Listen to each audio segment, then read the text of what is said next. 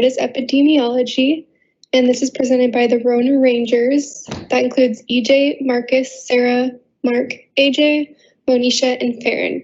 And just a disclaimer that this is pre-recorded, so there may be a little bit of technical difficulties. The learning targets for today's presentation will be understand and explain what epidemiology is, know what the epidemiologic triangle is, understand the two categories of epi-studies, identify the uses of epidemiology, and understand the relationship between epidemiology and COVID-19. So what is epidemiology? Let's talk about that. Epidemiology is the study of distribution and determinants of health-related states or events in specified populations, and the application of this study to the prevention and control of health problems.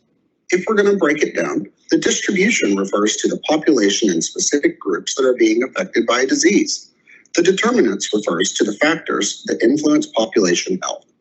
Epidemiology is studying these factors and figuring out why these diseases are spreading and what we can do to either stop or control these health problems. So just a little background on the history of epidemiology. To start off, epidemiology roots are nearly 2,500 years old. In 460 BCE to 370 BCE, Hippocrates was really the first to question reasons for disease outbreaks. He was the first to suggest that diseases could be associated with environmental factors. And then moving on to 1662, John Grant was an important person to look at. He was the first person to really link epidemiology and mortality data. He was the first to quantify patterns of birth, death, and disease occurrence. This was the foundation of using data to determine patterns among diseases and how they would affect certain groups. And then moving on to the 19th century, in 1800, William Farr was considered to be the father of modern statistics and surveillance. So he concentrated his efforts on collecting vital statistics, evaluating data, and then eventually reporting it to health authorities and the general public. And then moving on to the 1850s, John Snow is said to be the father of field epidemiology. So Snow conducted studies of cholera outbreaks to discover the cause of disease and then how to prevent it. Snow worked around the clock to track down information in hospital and public records on when the outbreak began and whether the victims drank water from a certain pump. So he made a hypothesis that the water was infected. So his suspicions were right, and this prevented the disease from continuing. And then moving on to the 1930s to 40s, epidemiologists extended their methods to non-infectious diseases. This was a time when there was a huge development in research methods and theoretical parts of epidemiology. And then going on to the 1960s and 70s, healthcare workers applied epidemiology methods to eradicate naturally occurring smallpox worldwide. So this was a huge achievement in applied epidemiology. After the 70s, technology was advancing greatly, and then this helped immensely with predictions for diseases. So looking at molecular and genetic epidemiology, it furthered their research, and epidemiology eventually grew at an exponential rate. And then here we're going to go over the epidemiologic triangle, and this is really important for our discussion.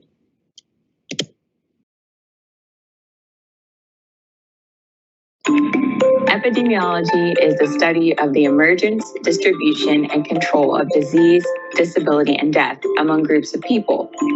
It's a field that combines elements of biology, clinical medicine, sociology, mathematics, and ecology to identify and understand health patterns and improve human health across the globe.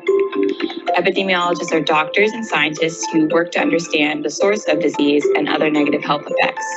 They estimate how many people are exposed and how the disease spreads. Epidemiologists are generally associated with infectious diseases and outbreaks, such as the COVID-19 pandemic, but they also study non-infectious health problems, like the prevalence of lung cancer from smoking or a community's increase in homicide rates. The epidemiologic triangle is a tool epidemiologists use for explaining the connection between the cause of a disease and the conditions that allow it to spread. The triangle's three corners represent the who, what, and where of a disease. Who is the host or person or people who has the disease? What is the agent or cause of the disease? And where or in what environment does the disease occur? The goal of an epidemiologist is to figure out how to sever at least one link between the corners of that triangle. Breaking the connection between the host, agent, and environment stops the disease in its tracks. In early March 2020, during the COVID-19 pandemic, epidemiologists from Imperial College London released a model showing the potential impacts of the disease if certain prevention methods were implemented or not. The scientists recommended large-scale social distancing to slow the spread of the virus and prevent millions of people from dying, thus severing the connection between the where and the who. The team's recommendations became public policy in many parts of the world and will result in fewer cases of the disease than expected had the triangle remained intact.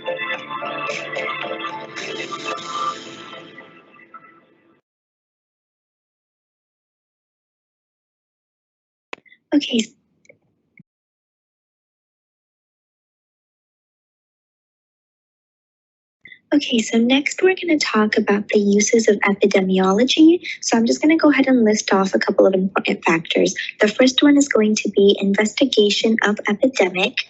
Then we have surveillance of diseases. Then we have making projections, studying the natural history and prognosis of a disease, and last but not least, to identify subgroups in the population who are high risk for disease.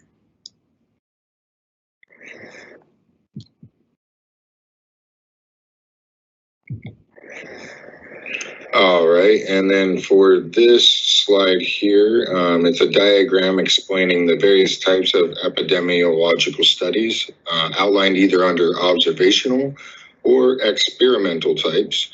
And in an experimental study, an investigator determines through a controlled exposure process for each individual or community, and then tracks the individuals or communities over time to detect the effects of the exposure.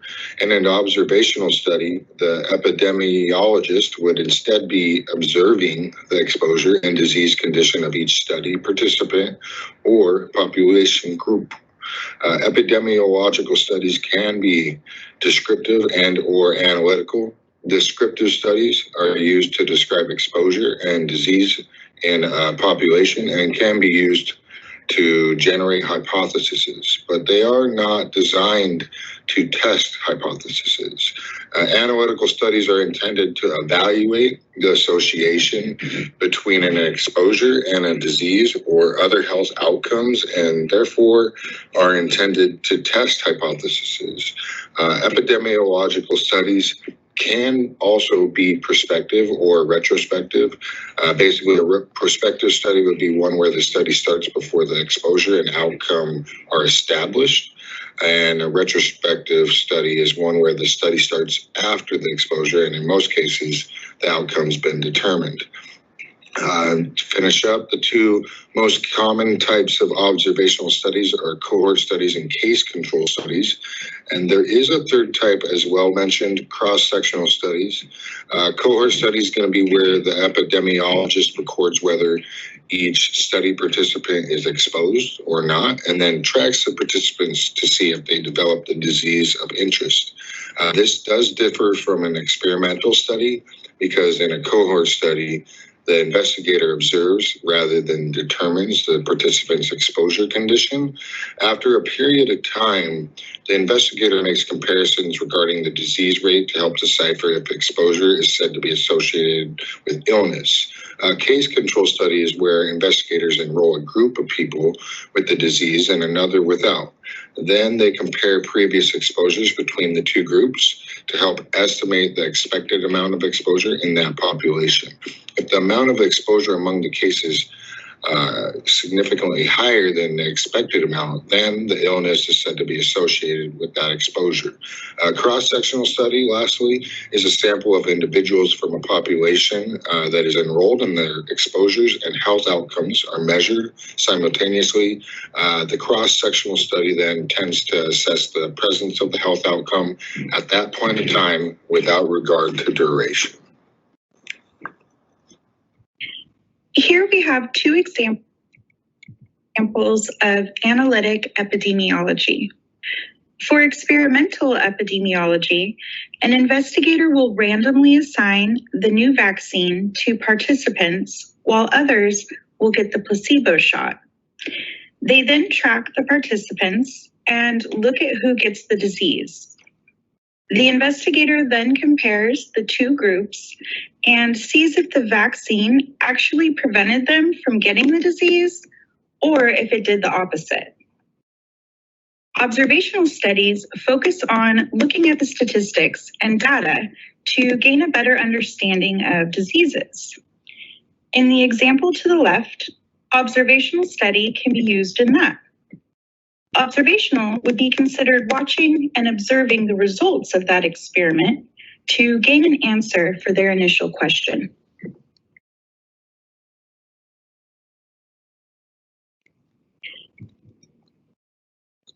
Descriptive epidemiology. What is descriptive epidemiology? That is classifying the disease according to the variables, person, place, or time. Descriptive epidemiology is usually looking for trends and patterns. An example, there is an investigation of a group of workers in a factory setting who have seemingly acquired lupus through their environment. An epidemiologist would then investigate all the characteristics of the workers to see if there's any patterns. An epidemiologist would ask descriptive questions such as, do all workers show the same symptoms? Are people living close to the factory also affected? And then looking for patterns helps the epidemiologist determine the hypothesis of causation and potentially help the stopping of the virus.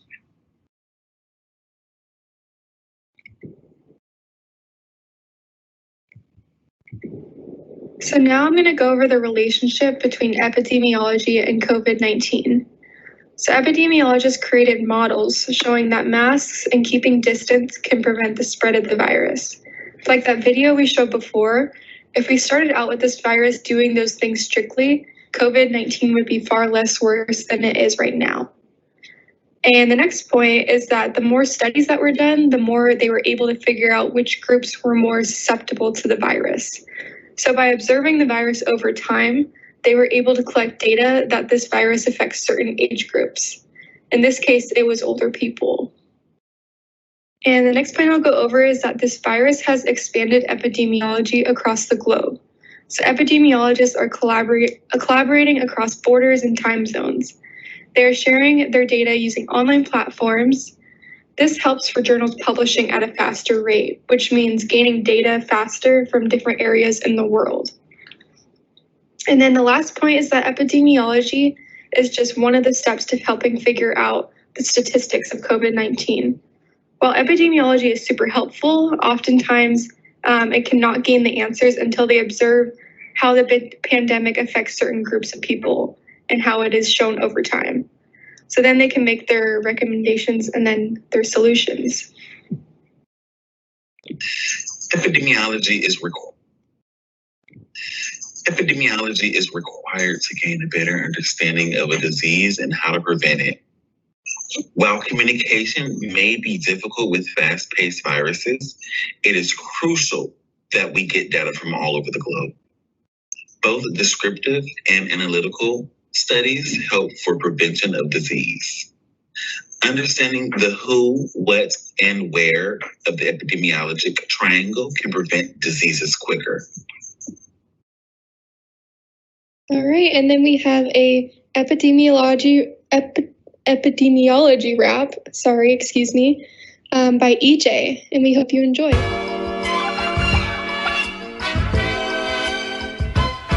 Shout out the Rona Rangers, Aerotech for the job, and the DOH for the employment. Yeah. Yeah. Nowadays it feels like the whole world's sick. Coronavirus been killing families, what a whirlwind. It's such a mix of agony and mystery, cause first we didn't know what was happening, couldn't fix a thing. It went from an epidemic to pandemic. Difference is the scale and how long it lasts when we last get it. Epidemics are temporary and localized. The latter lasts several months and spread worldwide. So what do you do when you don't know what you got? Feeling like it's harder to breathe, chest hurting from the cough. Mask up, stay indoors, don't interact with anybody out of the family. Gotta live like that. At least that's what the leader said. Epidemiologists working full time to lead ahead. They study multiple things to figure out what it is we're dealing with and how we're gonna weed it out. There's multiple ways that they go about the task. One of the main being calling people with schemes to ask how they're feeling and who they were around when they came up with the sickness and how it all went down. Did they cough? Did y'all touch? Did y'all share a drink? Did y'all kiss? Maybe dance? Please, you gotta think. Need a break, need the facts, something's gotta give. Cause we got a chance for the taking to let the people live. Identify the distribution of the virus and then its determinants. Study this, that's the job of an epidemiologist. But it's much deeper than that. I've gotta keep it a sec. They gotta make projections of how things going and where they think is next. They also figure out of the population the highest risk. Trace the symptoms and follow the sick. Monitor what people get it and then draw up a plan. How to beat the virus and proceed to do what we can. Analyze and then describe what we're facing again. It ain't the first and not the last, but we'll certainly beat it. Coronavirus doesn't stand a chance, we're bound to defeat it.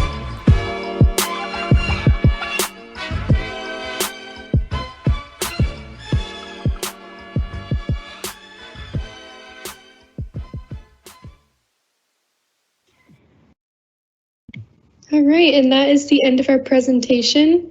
Thank you so much for listening. And just to note, these are our references. But thank you, everybody.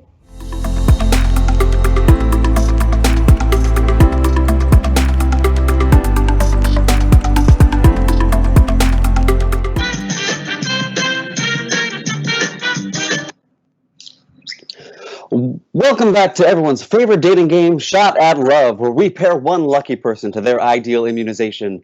On this show, nothing is off the table. We'll talk about each candidate's history, what makes them tick, and of course, how they feel about your antibody. Remember, our goal is to take the vex out of vaccine. I know that's a stretch, but there are minimal puns in this branch of matchmaking. First, let's meet our lucky individual ready to get their shot at love. This is Saranya. Tell us, Saranya, how are you feeling today? Pretty excited, a little nervous, but eager to learn about these potential matches. Well, before we meet our eligible matches, tell us a bit about what you're looking for. Well, right now I'm looking for vaccination to SARS-CoV-2 virus. I mean, if I can find a virus to everything, I will take it.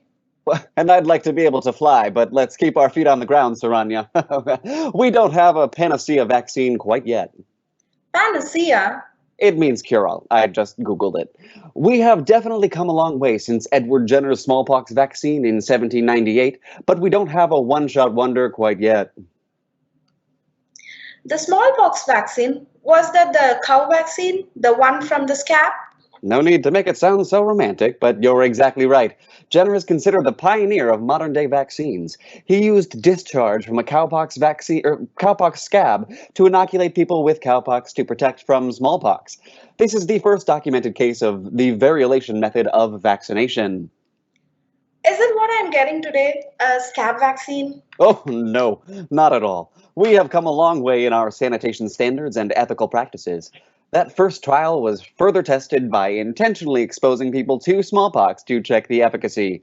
That is not in any way something we plan on doing here.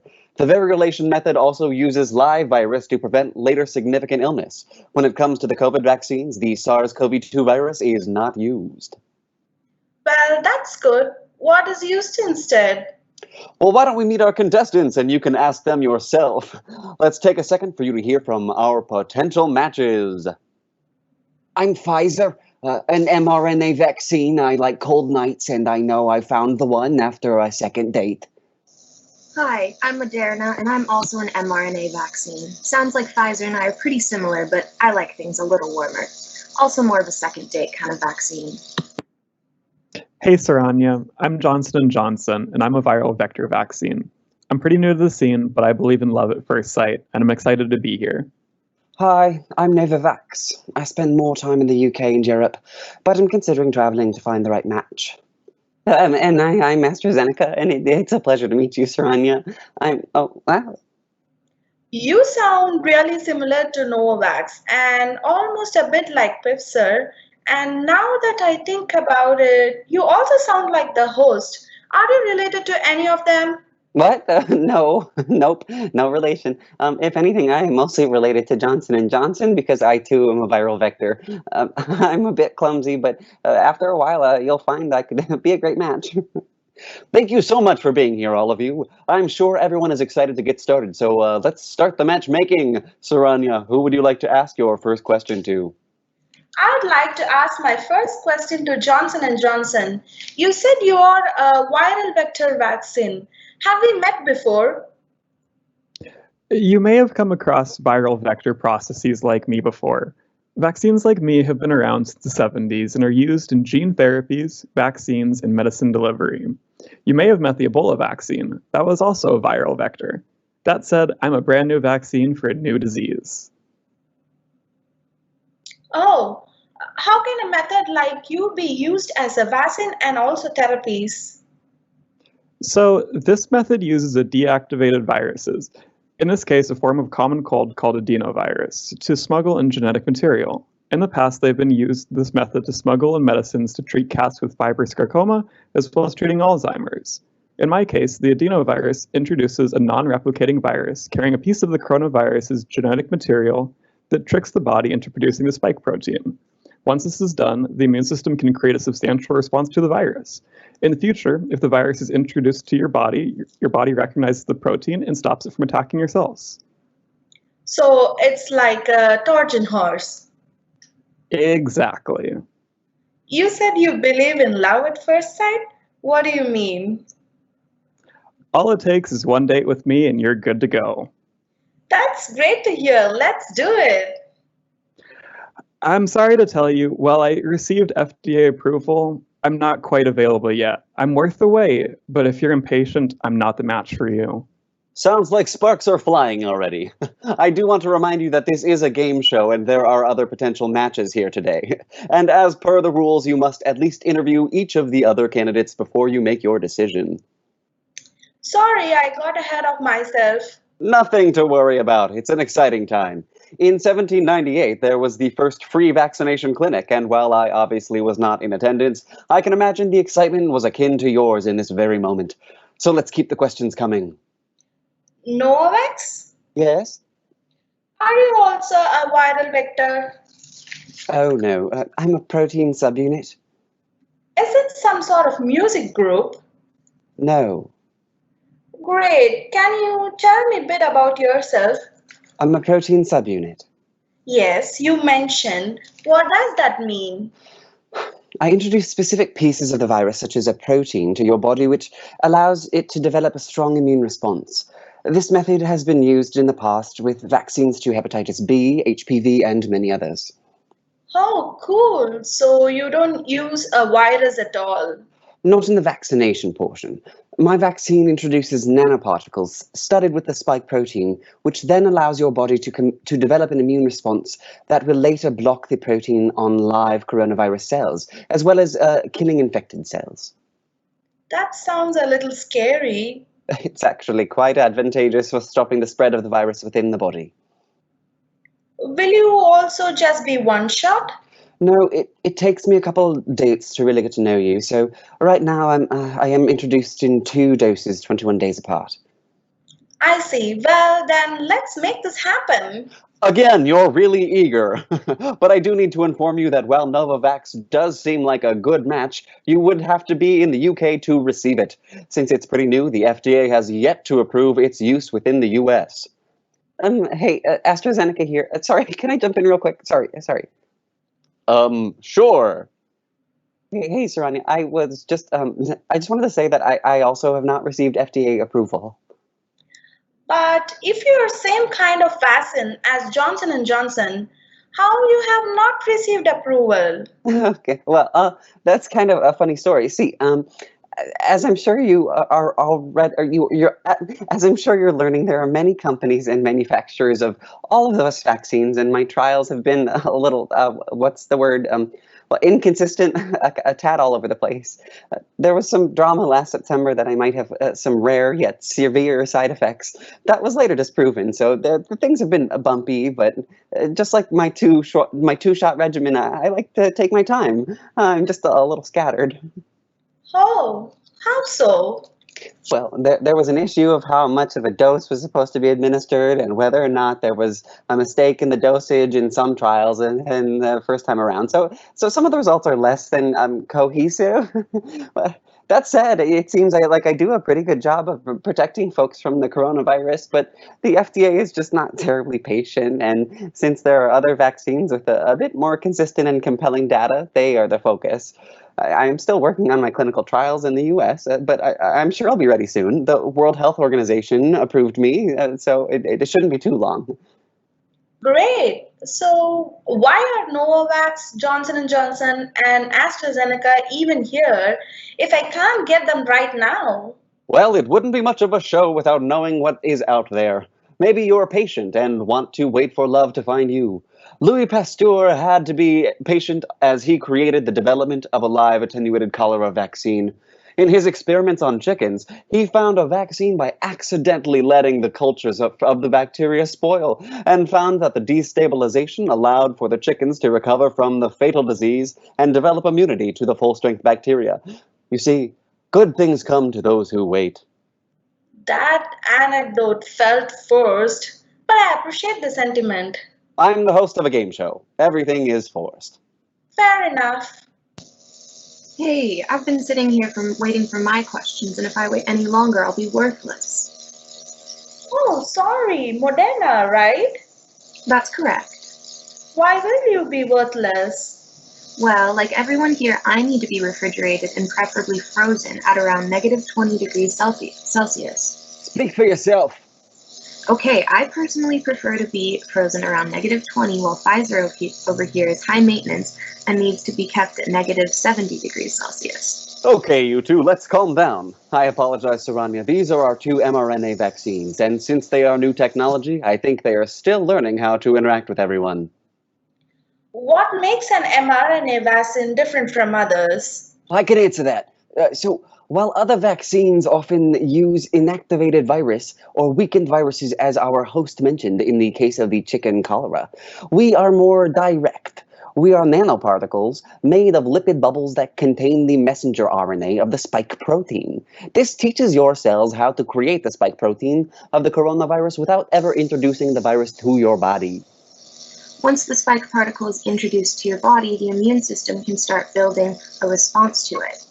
This happens by an antigen-presenting cell taking in the spike protein.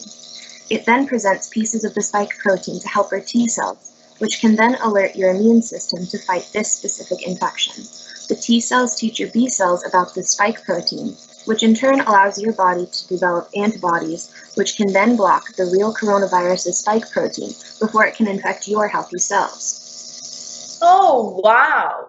I'm going to sit with that alphabet of cells for a second. So essentially, the mRNA vaccine provides an IKEA instruction manual to your cells on how to build a spike protein. Right. Then once it's assembled, it makes more to show your immune system what to look for. Once they have learned what the spike looks like, they can make little tailor-made shells to protect your cells from the spikes. That sounds pretty great. We're kind of a big deal. Do you work well? I'm actually the most effective vaccine out there currently, with a 95 efficacy rate. Which is only 1% higher than mine.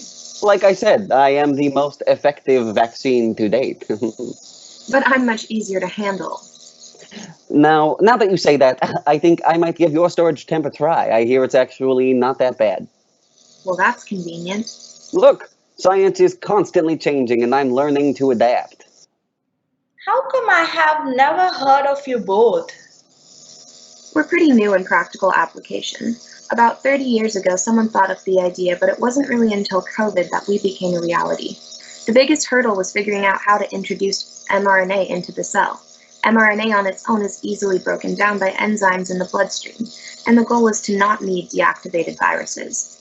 So it was just a matter of honing the delivery method before we were effective. What makes us so unique is that mRNA is easy to manufacture in labs. We are just a more efficient and accessible way of making vaccines. With this technology, there is the potential of treating cancers as well as a wide array of yet undiscovered applications. That sounds amazing. How am I supposed to choose between the two of you? The great news is you don't have to. Since supply is limited, chances are you get what you get. And later down the line, you can have a conversation with your healthcare provider to figure out which vaccine is right for you. So, why are we here? So you can know that no matter what the shot, these are all maybe your shot at love. Thank you for playing today. And those at home, remember, you too can have a shot at love. Just talk to your doctor today. And now we'd like to thank the following sponsors in MLA citation form. Thank you. Goodbye.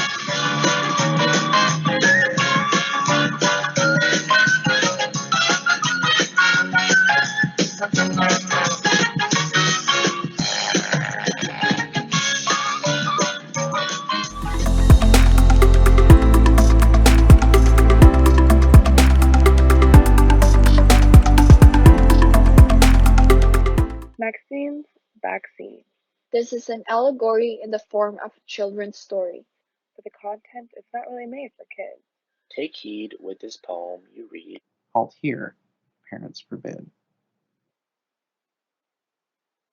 On a bright Sunday morning, once the clouds had gone away, a little girl named Maxine asked to go outside to play.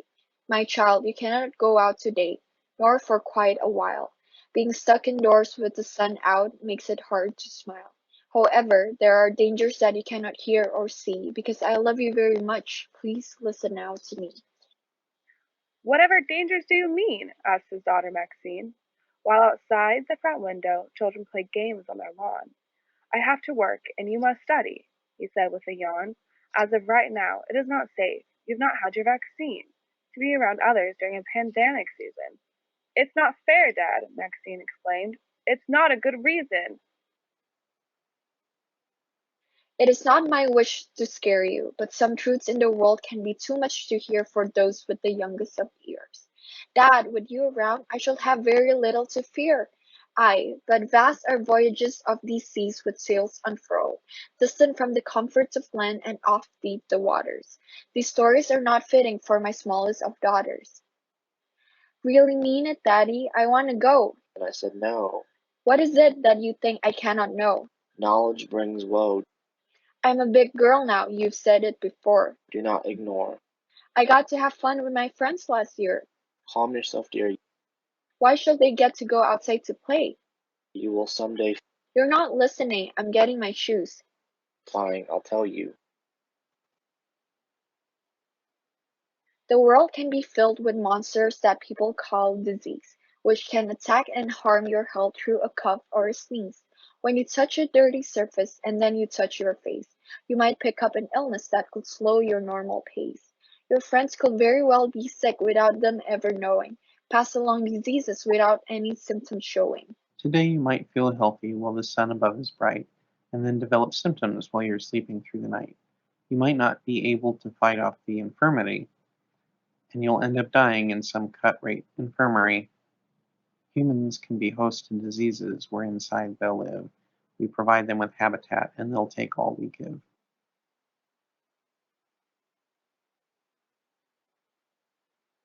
Before Edward Jenner developed a cure for smallpox, it was harder for doctors to overcome and outfox these foul monsters that roam the land, taking lives when they could, like the felling of trees for the use of some wood.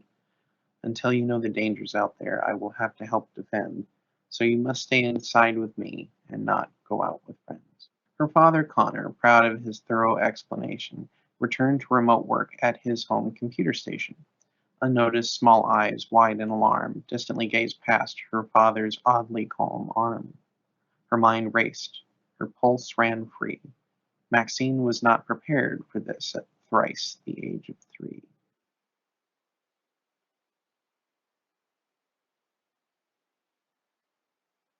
The once familiar room seemed distantly strange, Maxine thought, as between reason and abject fear, her mind blindly fought. When the world in her mind no longer made sense, structures changed. Maxine felt shadows around her, growing tall as if they would overwhelm her and swallow up the kitchen wall. And things that had been solidly grounded Rearranged.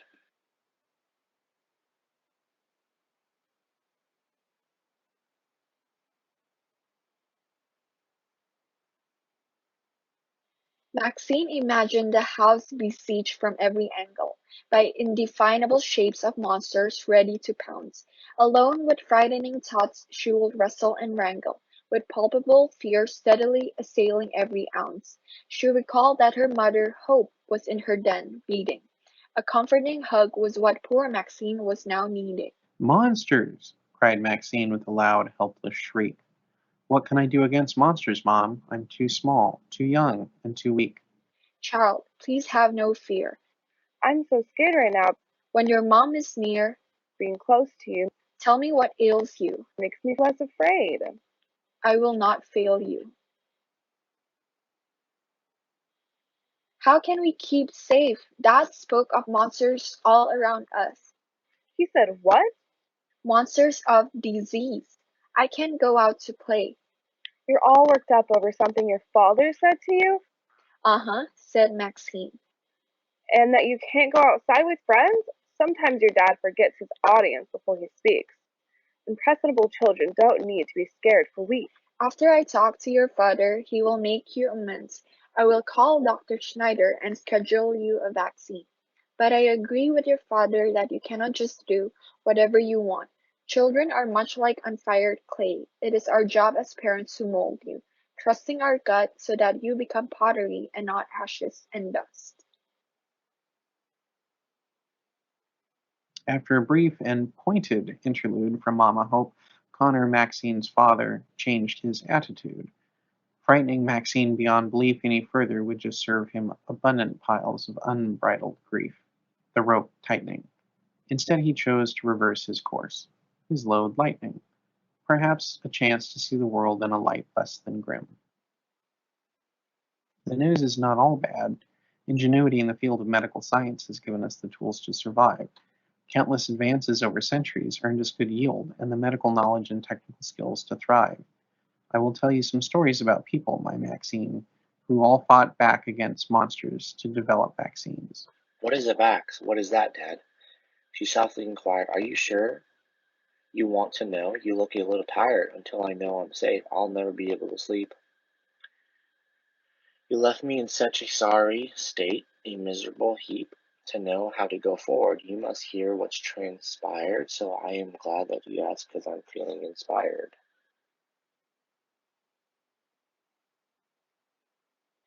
It was not my desire to scare you. Here, take a seat. Connor scooped up Maxine and plopped her onto his right knee. 3 times in human history, pestilence reigned supreme. Pay enough attention and you will notice quite the theme. Let me start with history involving the humble fleet, journeying with many a sailor and merchant on the tides. Infected fleas passed along trade routes far and wide. Port cities harbored a large bulk of economic might. But as trade transacted, bugs bred and flourished out of sight.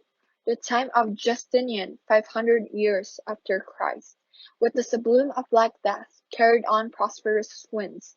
Survivors blamed the sacrifice on the emperor's sins. Sparing none born to circumstance and wealth for its own sake, from poor to elite, plague brought nobles low as readily as peasants suffered woe. Pray that their soul the Lord did take, for as swiftly thus did the plague unmake. Mankind never saw loss of life to causes beyond violent endeavor prior to this first epi-curve rising steadily. Then the plague disappeared, to stay unseen 1,000 years. Its furious resurgence with vengeance struck, when people ignored hygiene and lived in muck. Open sewers waste solids and waters, nary a soapy bath to be found. The second scourge of plague left half of Europe dead on the street, and to shed countless tears, the luckier half above ground.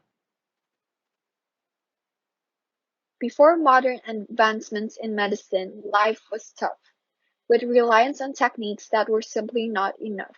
They tried chopping up snakes and pigeons for use as a balm, tried mercury and arsenic and recitation of psalms.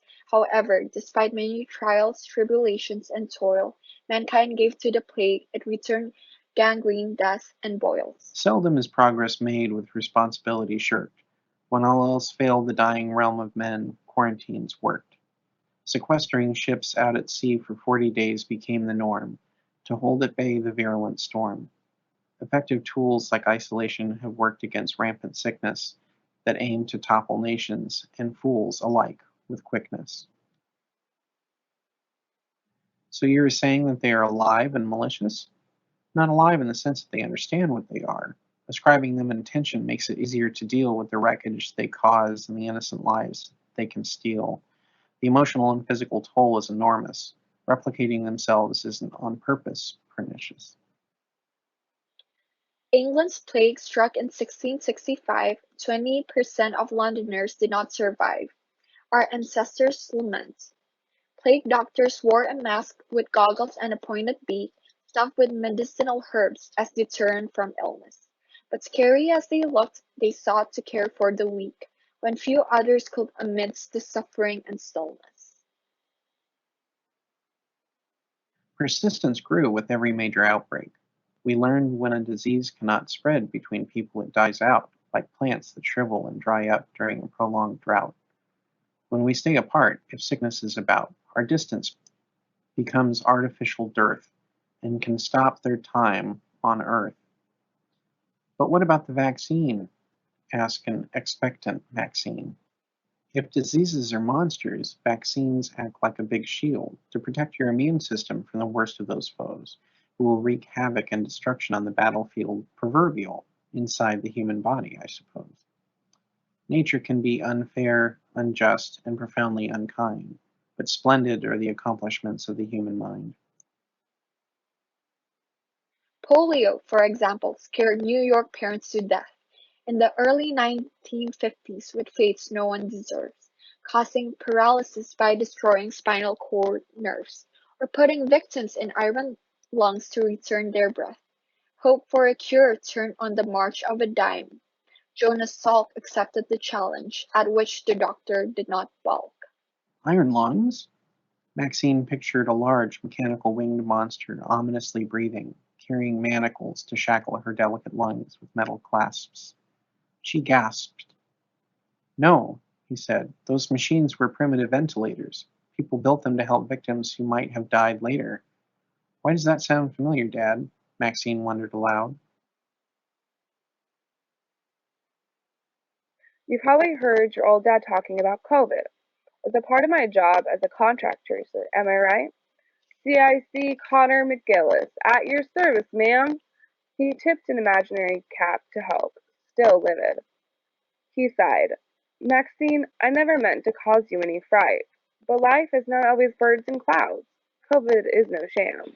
Those parents worried about polio were as careful with their own children as we need to be with ours today. Some of the measures might seem too invasive or dreadful, but history shows us grim consequences ignoring our social responsibility in a major way. We must adapt with circumstance, stop the death toll soaring. During the Spanish flu pandemic of 1918, everyone had to wear masks and social distance like you to keep themselves safe from a danger unsure and unseen. Like a lit match setting fire to a forest, sickness can spread between people if there is timber to burn. If few people protect themselves, we expect conflagrations among men. However, when there is little fuel for feeding fires, they die out more quickly, fewer people getting sickly. Masks, social distancing, and vaccines take wood off those pyres. Modern-day diseases are avid travelers. In a day, they can circumnavigate the globe, hitchhiking with hosts. We need to take outbreaks seriously, or we're all toast. I think I understand, Dad, and my fear is subsiding. But what we have been doing sure seems like we're all hiding. We don't have our shields yet, my girl, so here we are staying. It takes a global village to eradicate disease. Scientists and doctors yet, but common folk hold the keys. They must learn to listen what the experts are saying. I want a shield, Dad. When can I get my shot? Asked Maxine, as soon as Dr. Schneider calls to make an appointment after she receives the medication in a few days. I don't mean to be a fly in that ointment, maintains Hope, but I just got off the phone with her. She has our vaccines. Capital news, pronounces Connor, shocked in a mild daze. Shall we, my Winters family, all adjourn to the car? From the McGillises, a loud, grateful chorus arose. At the vaccination appointment, Dr. Schneider asked Maxine if she was scared. Please take some candy from the jar, she said, once we're done. I'm getting my shield today, masked Maxine said. I'm not afraid. I know the truth, and I chose. A slight, easy pinch, and it was done. You're good to go free. I feel freer already now that I've had my vaccine. That is truly terrific, dear one, but you will still need to be careful. Not everyone has had theirs yet, Maxine, but I'm so proud of you for doing your part to be responsible and help all of humanity succeed.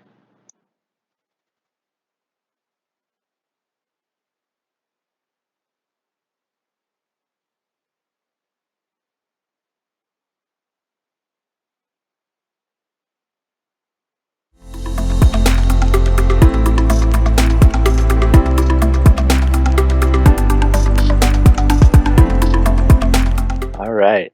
So good afternoon, everyone. Our team is Sydney, Nathan, Diana, Chloe, Dalen, and Sarah, and we will be presenting on the topic of medical mistrust in the development of modern medical ethics. We hope you enjoy our presentation, but to start, let's start with a little brief history of medical ethics. Ethics can be broadly defined as the moral principles that govern an individual or group. In medicine, these are predicated on autonomy, justice, beneficence, and non-maleficence. As we will see, the pursuit of knowledge has sometimes been prioritized at the expense of some of these principles, especially autonomy and justice. The Hippocratic Oath is generally recognized as having established the foundational precept that first, physicians must do no harm. As we explore the causes of medical mistrust, keep in mind that with one notable exception, those involved were almost certainly acting out of a sense of personal altruism, striving towards a goal that would benefit the majority. Even now, medical ethics wrestles with many gray areas, touching on hot-button issues like assisted suicide.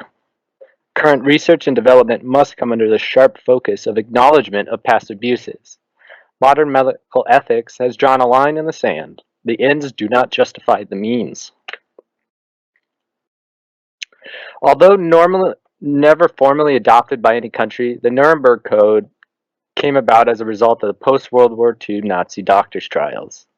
The atrocities performed by the doctors of the Nazi regime stand in stark exception to the notion that most medical research and experimentation grew out of a desire to do good for humanity.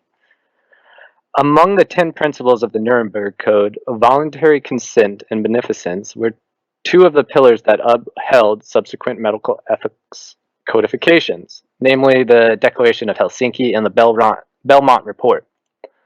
The Belmont Report enshrined the three main principles of modern medical ethics: respect for persons, which is supposed to protect the autonomy of all people requiring informed consent; beneficence, which seeks to balance the maximum benefit of research against minimum risk; and finally, justice, which is supposed to ensure the fair recruitment of subjects as well as an equitable distribution of costs and benefits. Now, let's just have a look at a few other cases where the Code of Medical Ethics failed by prioritizing research, and sometimes the acquisition of research dollars, over the well-being and safety of often powerless minorities. Now, since we're looking at medical mistrust through the lens of particular communities, we'd be doing a disservice to not include African Americans because of the stark and devastating history our country unfortunately overlooks. Now, a lot of American medicine was built on the back of slaves and still affects how physicians treat Black people today. Now, the racist beliefs associated with slavery provided perceived ethical justifications for conducting repeated invasive experiments, like the ones James Marion Sims, pictured above, performed. Now, who is James Marion Sims? James Marion Sims was a brutal American physician in the field of surgery, both known as the father of modern gynecology and as a controversial figure for the ethical questions raised in developing his techniques.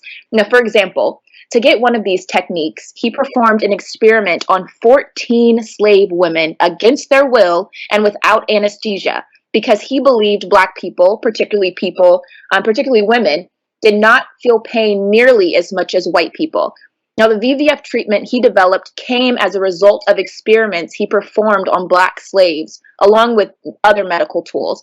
Now, one woman's health-related result of these perceived ethical justifications is how today, Black women are 3 to 4 times more likely to die at childbirth than white women because their pain is not being acknowledged nor listened to. Now, the result. How are these beliefs still relevant?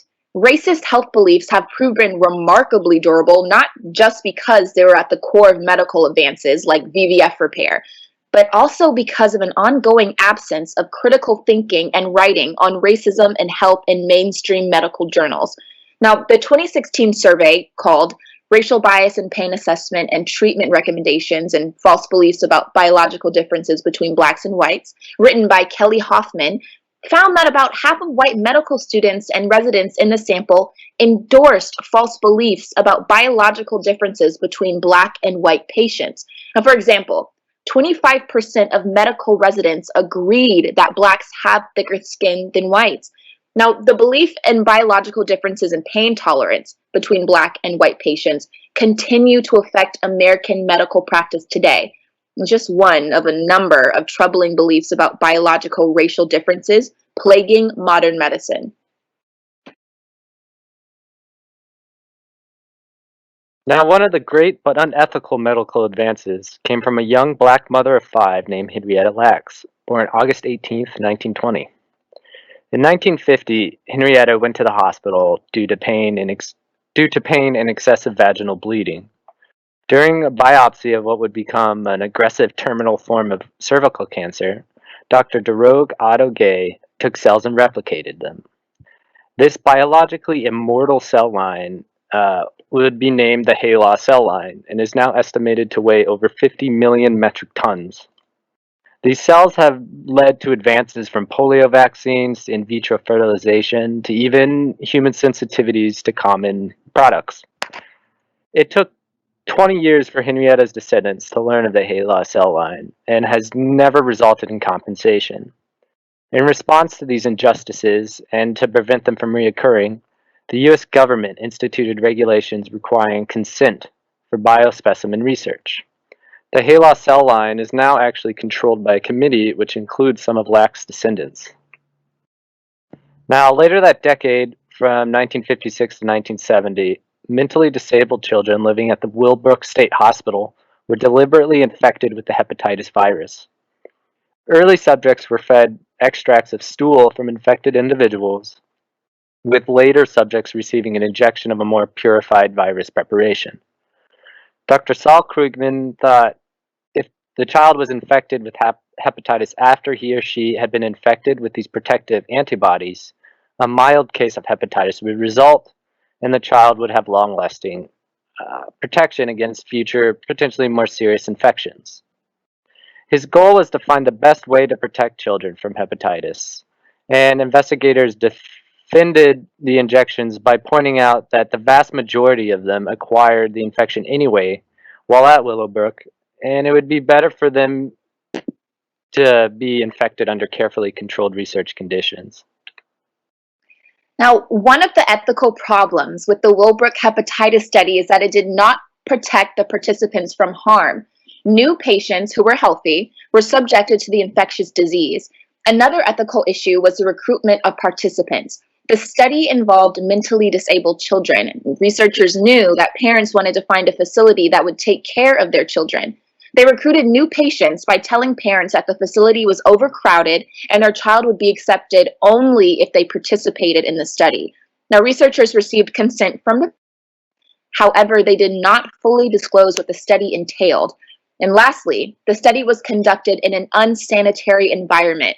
This made the situation worse because the virus spread among the healthy participants. They could not isolate the carriers of the disease as they did not know who the carriers were. In 1974, the National Research Act was passed in an effort to create regulations that protected subjects in human research trials. Now, one measure it implemented was the creation of an ethics task force, the National Commission for the Protection of Human Subjects of Biomedical and Behavioral Research. Although there's little doubt that Dr. Krugman accelerated the discovery of a hepatitis vaccine, the ethics of his experiment have resurfaced as vaccine challenge trials are being debated for COVID-19. Many politicians, medical ethicists, and scientists have come out in favor of the idea, which would include giving healthy volunteers a dose of an unproven vaccine and then deliberately exposing them to COVID-19 to see if it offers protection against the virus. Now, why the vaccine challenge trials would be done with healthy adult volunteers, the COVID-19 vaccine challenge trial, and the Willbrook hepatitis experiments beg the same question.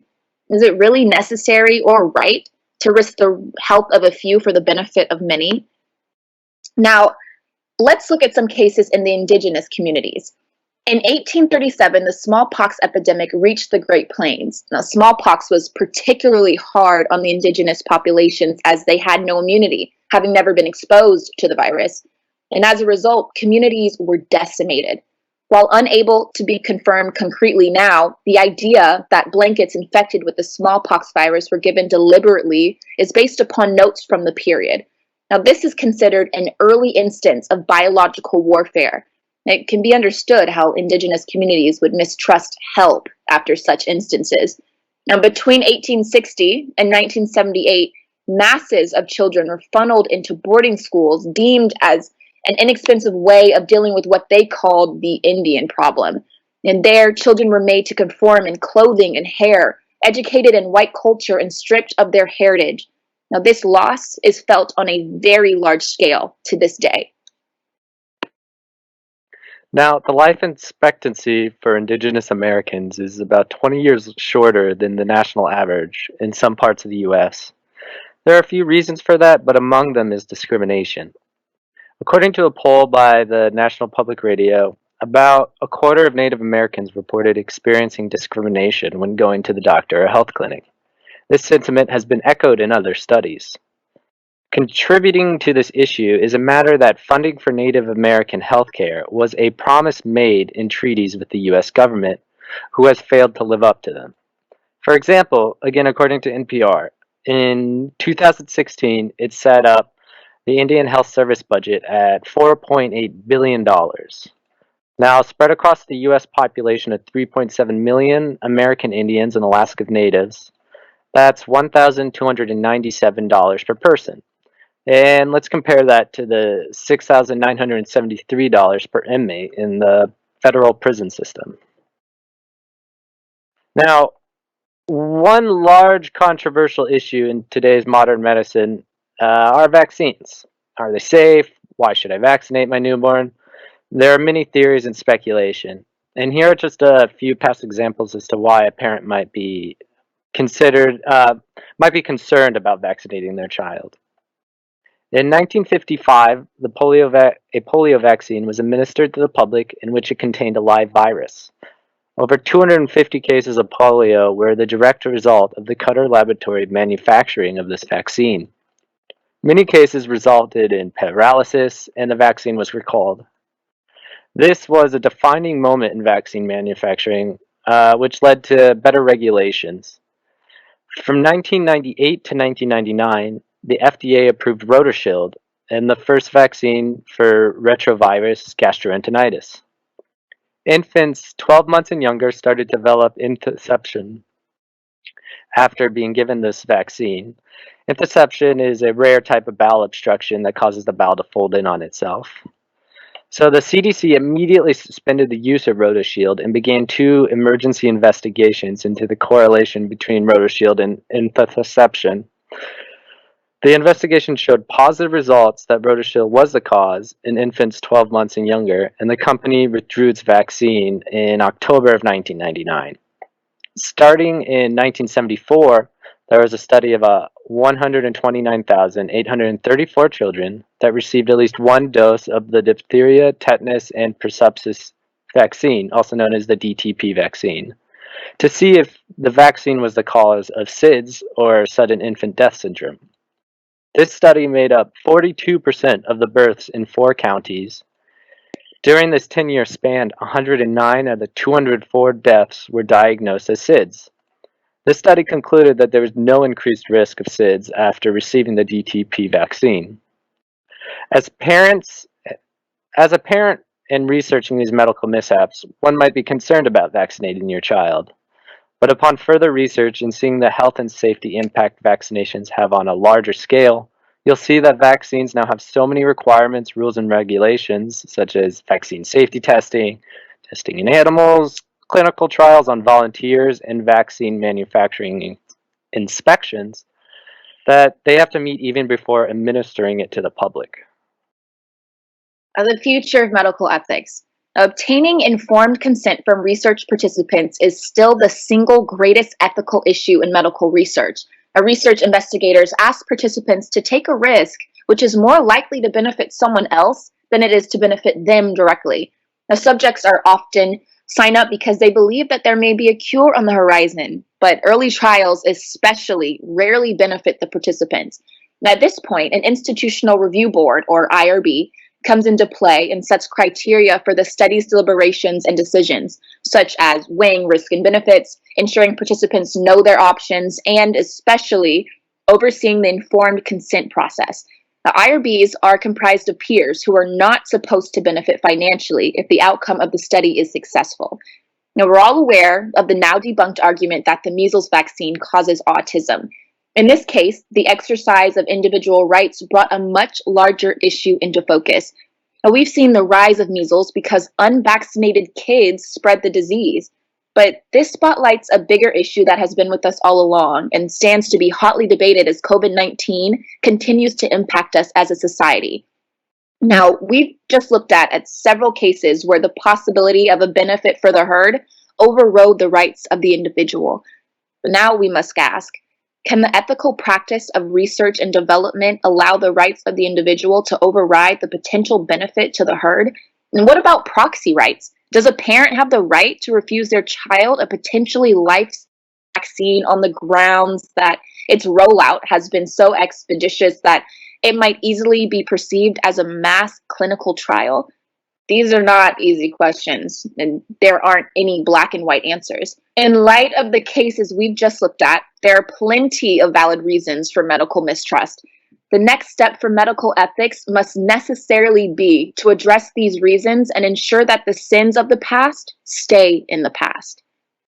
Thank you all for listening to our presentation. We hope we've given you something to think about. If you have any questions, feel free to come to our coffee hour. We'll see you there. Thank you. Yeah, thank you, everyone.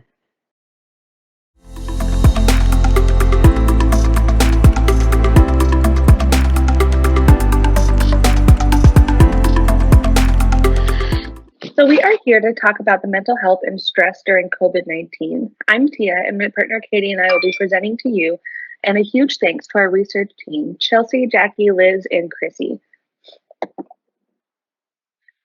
Through the presentation, we're going to talk about the mental health and stress brought on by the pandemic and how it has affected children and parenting, businesses, our personal lives, as well as marriage and finances, access to mental health services, and then finally, we'll touch on some tips to take care of the mind and reduce stress triggers. Starting with children, they seem to be experiencing the same unprecedented effects that the COVID-19 virus has had on adults to their social and emotional well-being. During the quarantine in Italy and Spain, a survey was conducted on 1,143 parents who had children aged 3 to 18 years old. This survey pertained to the mental health effects on children who were in quarantine. The survey found that 85.7% of parents noticed an emotional and behavioral change in their child. The changes are ranked as follows. 76.6% from the poll had difficulty concentrating, with 52% reporting boredom. 39% of the parents saw irritability in their children. 38.8% experienced restlessness. 38% were seen to be experiencing much more nervousness. 31.3% said loneliness, and lastly, at 30.4% and 30.1% were reported to have uneasiness and worrying frequently. So clearly, the pandemic has aided raising anxiety in children. There are other struggles as well as not having that normal school experience and having the whole household adjust to at home learning. Children that have special needs are falling through the cracks without that in person one on one instruction and help. Along with school being completely different, these kids are missing on a lot of firsts, like their first day doing middle school or high school, riding the bus, prom, team sports, and so many things that we've seemingly taken for granted before COVID-19. And then, while parenting during COVID has not been easy for most parents, a few challenges many parents have faced are not having the ability to spend time alone. This causes increased stress triggers for parents who are unable to unwind after a difficult day, creating structure within the home. Many parents have faced the challenges of keeping a consistent schedule for their child, especially parents who work from home and try to manage the child's distance learning as well as their own workload. Families with multiple children have faced challenges of having multiple personalities colliding. One child who might be introverted could experience higher levels of anxiety due to staying home all day, and extroverted children may find themselves feeling lonely and bored. Children with separated parents could be more affected by having to stay at home only with one parent and only in that household in order to social distance because the one excuse me, sorry, causing the one parent to take on total daily responsibilities. And then I'll hand it over to Katie.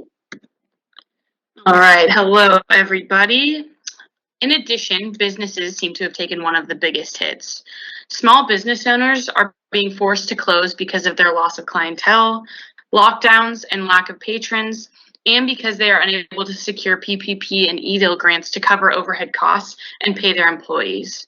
Job loss and financial struggles during a global economic downturn have been associated with a long-lasting decline in mental health. As well as that, lockdowns, social distancing, businesses being shut down, all affect our mental health because humans need to socialize. It's been said that even after the pandemic has ended, the way we socialize and interact with each other will be changed forever. We are going to be even more aware of the spread of germs, how the older generations are affected by our actions, and how we handle grief. The SARS global outbreak in 2003 was associated with a 30% increase in suicides in people over the age of 65. Strategies like quarantining that are necessary to minimize viral spread can have a negative psychological impact. It can cause post-traumatic stress symptoms, depression, and insomnia.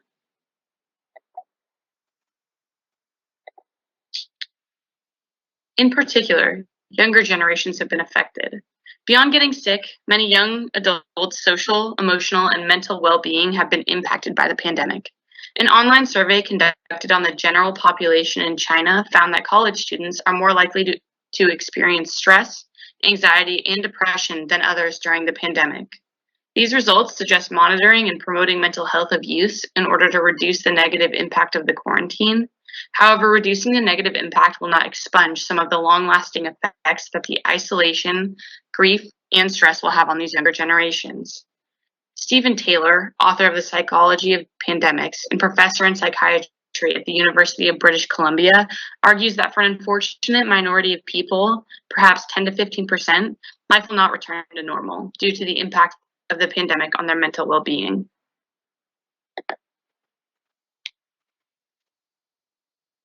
Next, let's talk about the impact it has had on marriage and finances.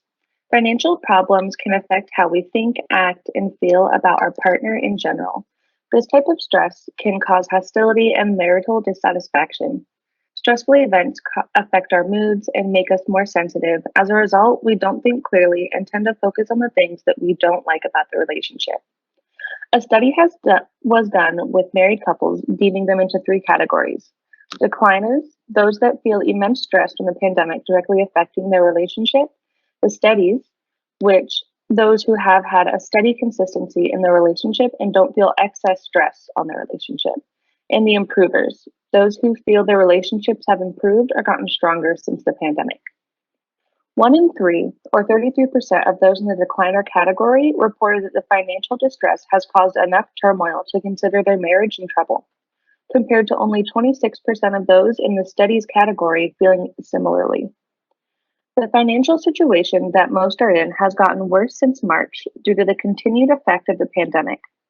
35% of those whose household finances did improve within the improvers category still reported that their relationship faced new stressors, followed by 45% of the decliners category stating the same thing.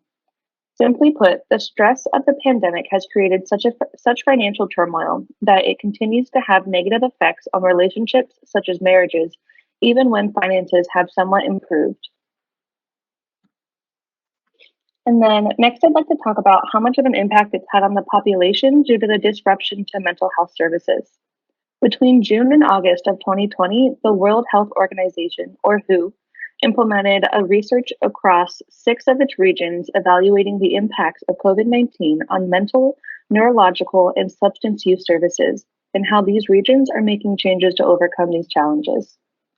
From the study, we found out that 30% of people experienced issues accessing medications for mental, neurological, and substance use disorders. 75 to 78% have experienced at least partial disruptions to school and workplace mental health services. More than 35% of people have had disruptions to emergency intervention services, including severe substance use withdrawals and prolonged seizures. And 60% of people who have experienced issues accessing mental health services to vulnerable groups, including 72% of children, 70% of older adults, and women in need of postnatal care. And I'll hand it back over to Katie. Right. So that leaves the big question. How can we minimize the stress and take care of ourselves in the middle of a pandemic? Doing the smallest things to take care of your mind and body will help take care of the problems that might arise with your mental health. To start off with, getting enough sleep. Go to bed and get up at the same times each day. Stick close to your typical schedule, even if you're staying at home. Another thing you can do is participate in regular physical activity. Regular physical activity and exercise can help reduce anxiety and improve mood. Find an activity that includes movement, such as dance or exercise apps. Get outside in an area that makes it easy to maintain distance from people, such as a nature trail or your own backyard. Another thing you can do is eating healthy, choosing a well-balanced diet. Avoid loading up on junk food and refined sugar. Limit your caffeine intake as it aggravates stress and anxiety. Avoid tobacco, alcohol, and drugs. If you smoke tobacco or if you vape, you're already at a higher risk of lung disease. Because COVID-19 affects the lungs, your risk increases even more. Using alcohol to try to cope with will only make matters worse and reduce your coping skills. Avoid taking drugs to cope unless your doctor prescribed medication to you. Limiting screen time. Turn off your electronic devices for some time each day, including 30 minutes before bedtime. Make a conscious effort to spend less time in front of a screen, television, tablet, computer, and phone. And lastly, relax and recharge. Set aside some time for yourself. Even a few minutes of quiet time can be refreshing and help to quiet your mind and reduce anxiety. Many people benefit from practices such as deep breathing, Tai Chi, yoga, or meditation. Soak in a bubble bath, listen to music, or listen to a book. Whatever helps you relax. Select a technique that works for you and practice it regularly. Not only can you do proactive things to recharge and reset our mental health, but just by avoiding some things, you can avoid triggers that may set off unhealthy mental practices. So to start off with, keep your regular routine. Maintaining a regular schedule is important to your mental health. In addition to sticking to a regular bedtime routine, keep consistent times for meals, bathing and getting dressed, work or study schedules, and exercising.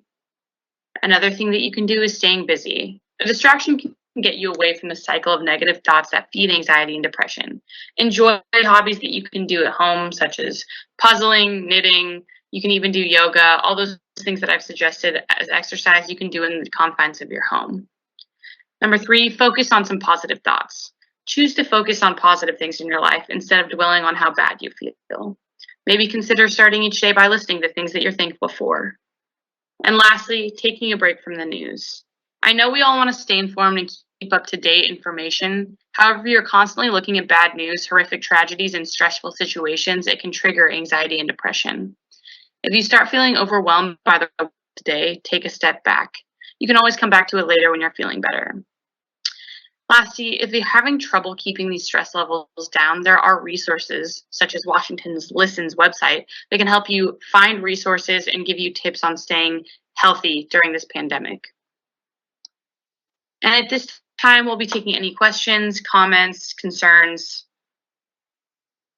And please feel free to put them in the chat. Awesome. And thank you again for listening to our presentation.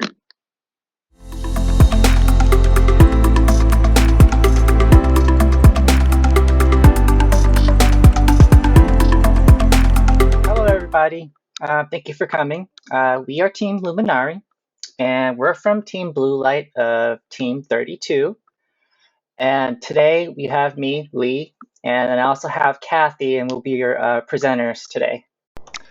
So we have a presentation on HIV versus COVID-19, a comparison of pandemics. So let's take a look at that. Here's our first slide for HIV. There's a small video that we'll play here in just a moment to show you a little bit of what HIV is. Here's a small definition. HIV is a virus that attacks a body's immune system. If the virus is left untreated, it will lead to AIDS. And we will press play on this video.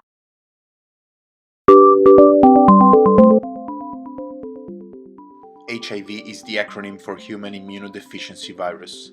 The virus attacks the human immune system, resulting in a chronic and progressive illness that leaves the subject vulnerable to infections. Once the body is unable to fight infections on its own, the pathology is advanced to the final stage of AIDS, acquired immune deficiency syndrome. The virus can't survive outside of the host body due to the temperature below 35 degrees Celsius. For this reason, HIV can't be transmitted through a handshake, cough, kiss, or sneeze.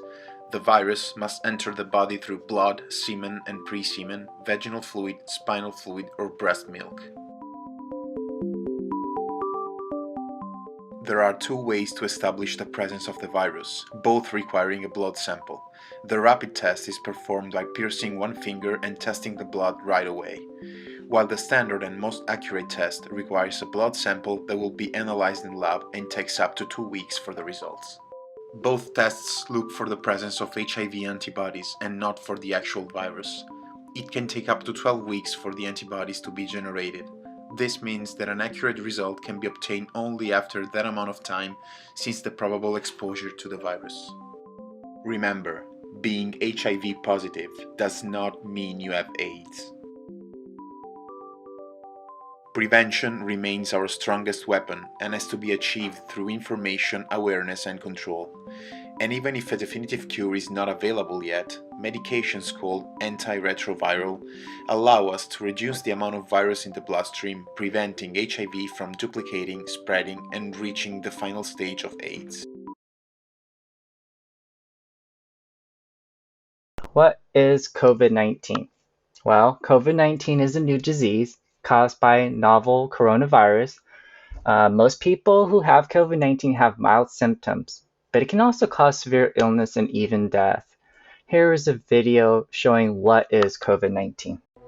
In December 2019, China notified the World Health Organization of several cases of human respiratory illness, a disease later named COVID-19.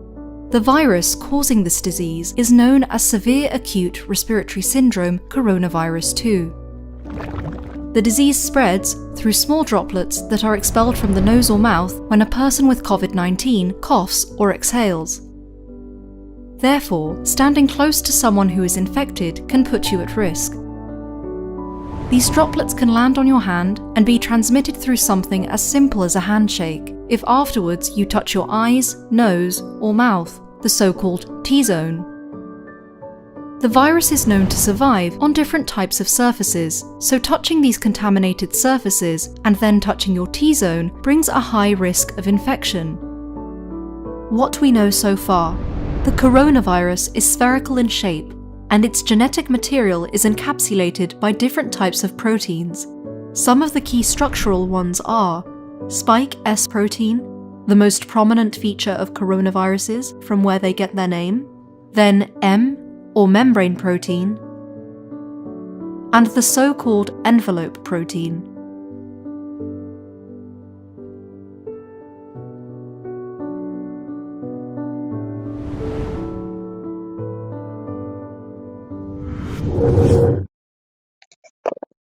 Let's take a look at where HIV/AIDS first made their appearance and what scientists found. Scientists were able to detect the virus HIV-1 around the late 1940s to the early 1950s. In 1959, scientists collected a blood sample and found that a man from Kinshasa, Democratic Republic of the Congo, had HIV-1. This is the earliest known case to be reported. Then there were reports of developing illnesses from men who had had intercourse with other men. These illnesses were not found in people with healthy immune systems. This was during 1979 to 1981. Then scientists discovered AIDS in 1983. Where did COVID-19 come from? Well, identifying the source is a bit tricky, but most researchers think the virus originated in bats. How it jumped to people is unknown. The earliest people diagnosed with COVID-19 had visited the Hunan meat and animal market. According to South China Morning Post, a 55-year-old individual from Hubei province in China may have been the first person to have contracted COVID-19. That case dates back to November 17, 2019. Scientists now suspect this coronavirus, SARS-CoV-2, originated in a bat and somehow hopped to another animal, possibly the pangolin, which then passed it on to humans. The disease is now spreading between people without any animal intermediary. So, how does HIV and AIDS spread? They are transmitted through bodily fluids such as breast milk, blood, vaginal fluids, semen, so through unprotected sex, through childbirth, and needle sharing for drug use. How does COVID-19 spread? COVID-19 most commonly spreads during close contact. Most common way the disease spread is through respiratory droplets, which can cause an infection when they are inhaled or deposited on mucous membranes. An example of this is like the inside of your mouth or nose. Another way is airborne transmission. Under certain conditions, this can occur in an enclosed space with inadequate ventilation. Also, contaminated surface can also spread COVID-19, but is less common. This occurs when respiratory droplets land on a surface. Then that person touches that contaminated surface, and then they touch their eyes, mouth, or nose. As of November 25th, 2020, there are 38 million people living with HIV worldwide. And as we can see on this slide, as of February 10th, 2021, there are 106,902,907 total reported cases of COVID-19 worldwide. How does HIV affect the body? People may have flu-like symptoms, but not all do. The flu-like symptoms can last anywhere from a few days or several weeks, also known as acute HIV infection. And the possible symptoms can be fever, chills, rash, night sweats, muscle ache, sore throat, fatigue, swollen lymph nodes, and mouth ulcers. How does COVID-19 affect the body? Exposure to the virus may cause symptoms to appear. This usually takes around 2 to 14 days. These are some of the symptoms someone with COVID-19 may experience, like lost, impaired or altered sense of taste or smell, fever, chills, or body ache. Here's an example of a typical progression of HIV, starting with acute HIV infection whose symptoms appear 2 to 4 weeks after first exposure. Then it progresses to what is called a chronic HIV, and people in this stage of HIV can stay there for up to 10 years. The final stage of infection is AIDS. People with AIDS who don't take medication only live about 3 years, even less if they get a dangerous infection, but AIDS can still be treated at this stage. This chart shows the typical progression of COVID-19. Once COVID-19 enters your body, you're infected by the virus.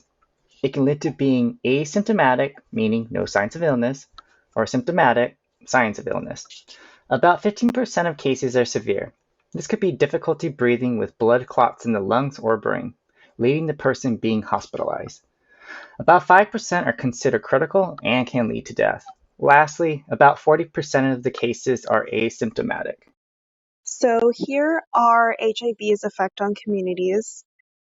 People with HIV were called HIVers or positives, giving them a negative label.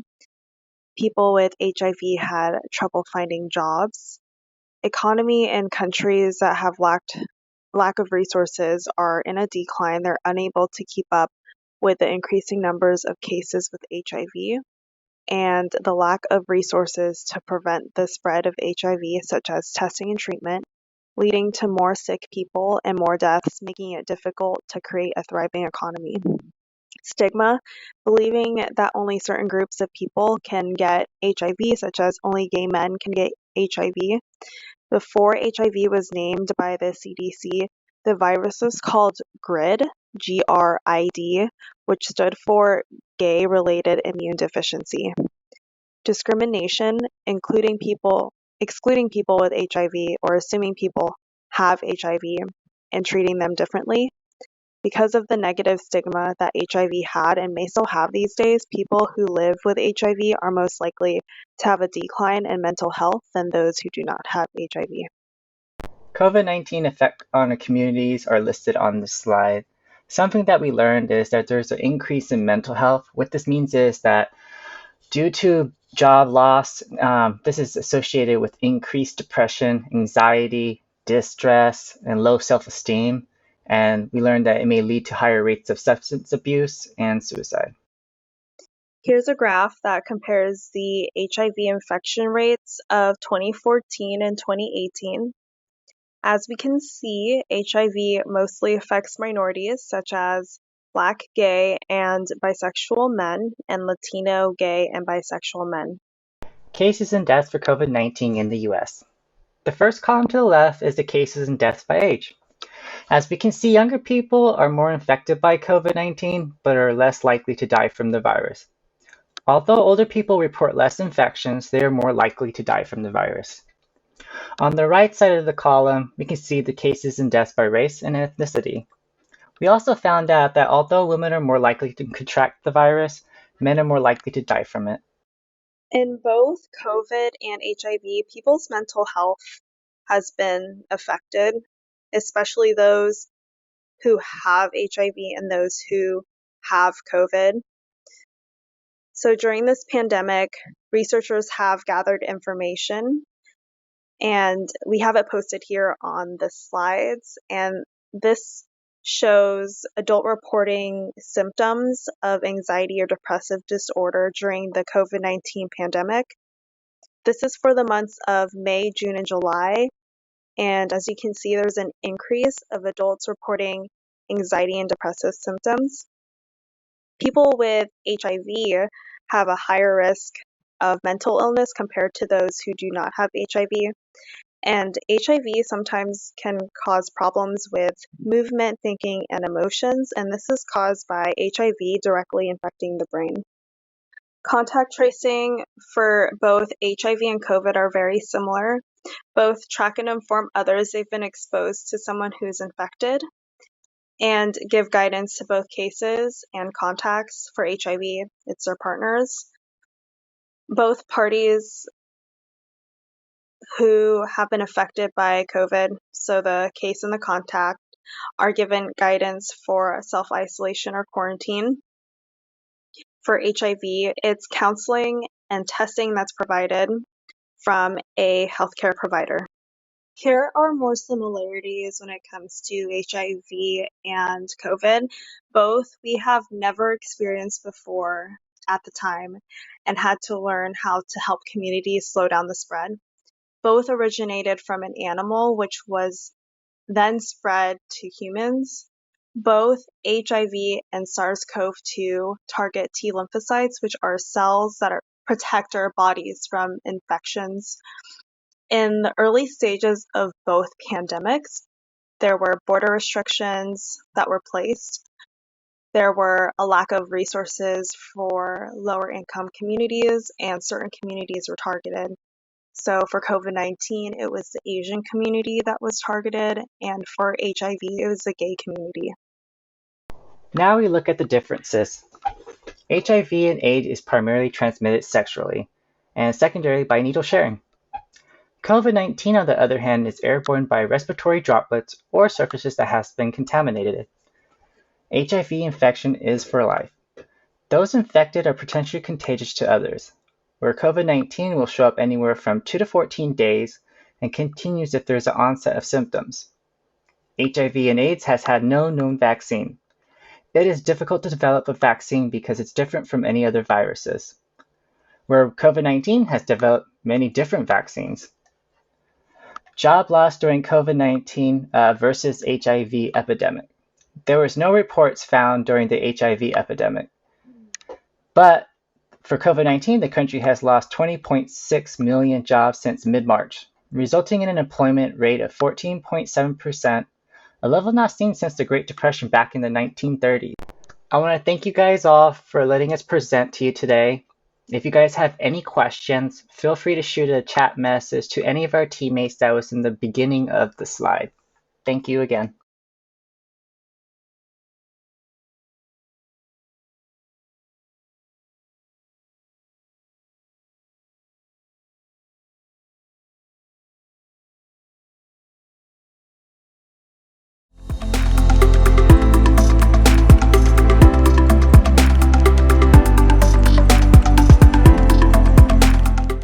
Good morning, everyone. We are the Olympic Section DOH 15 Storm King, and our supervisor is Frank Shaffey.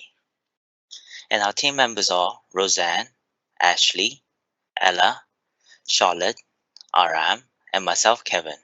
And our presentation will be on nanotechnology in the fight against COVID-19. What is nanotechnology? According to the National Nanotechnology Initiative, nanotechnology is science, engineering, and technology conducted at the nanoscale, which is about 1 to 100 nanometers.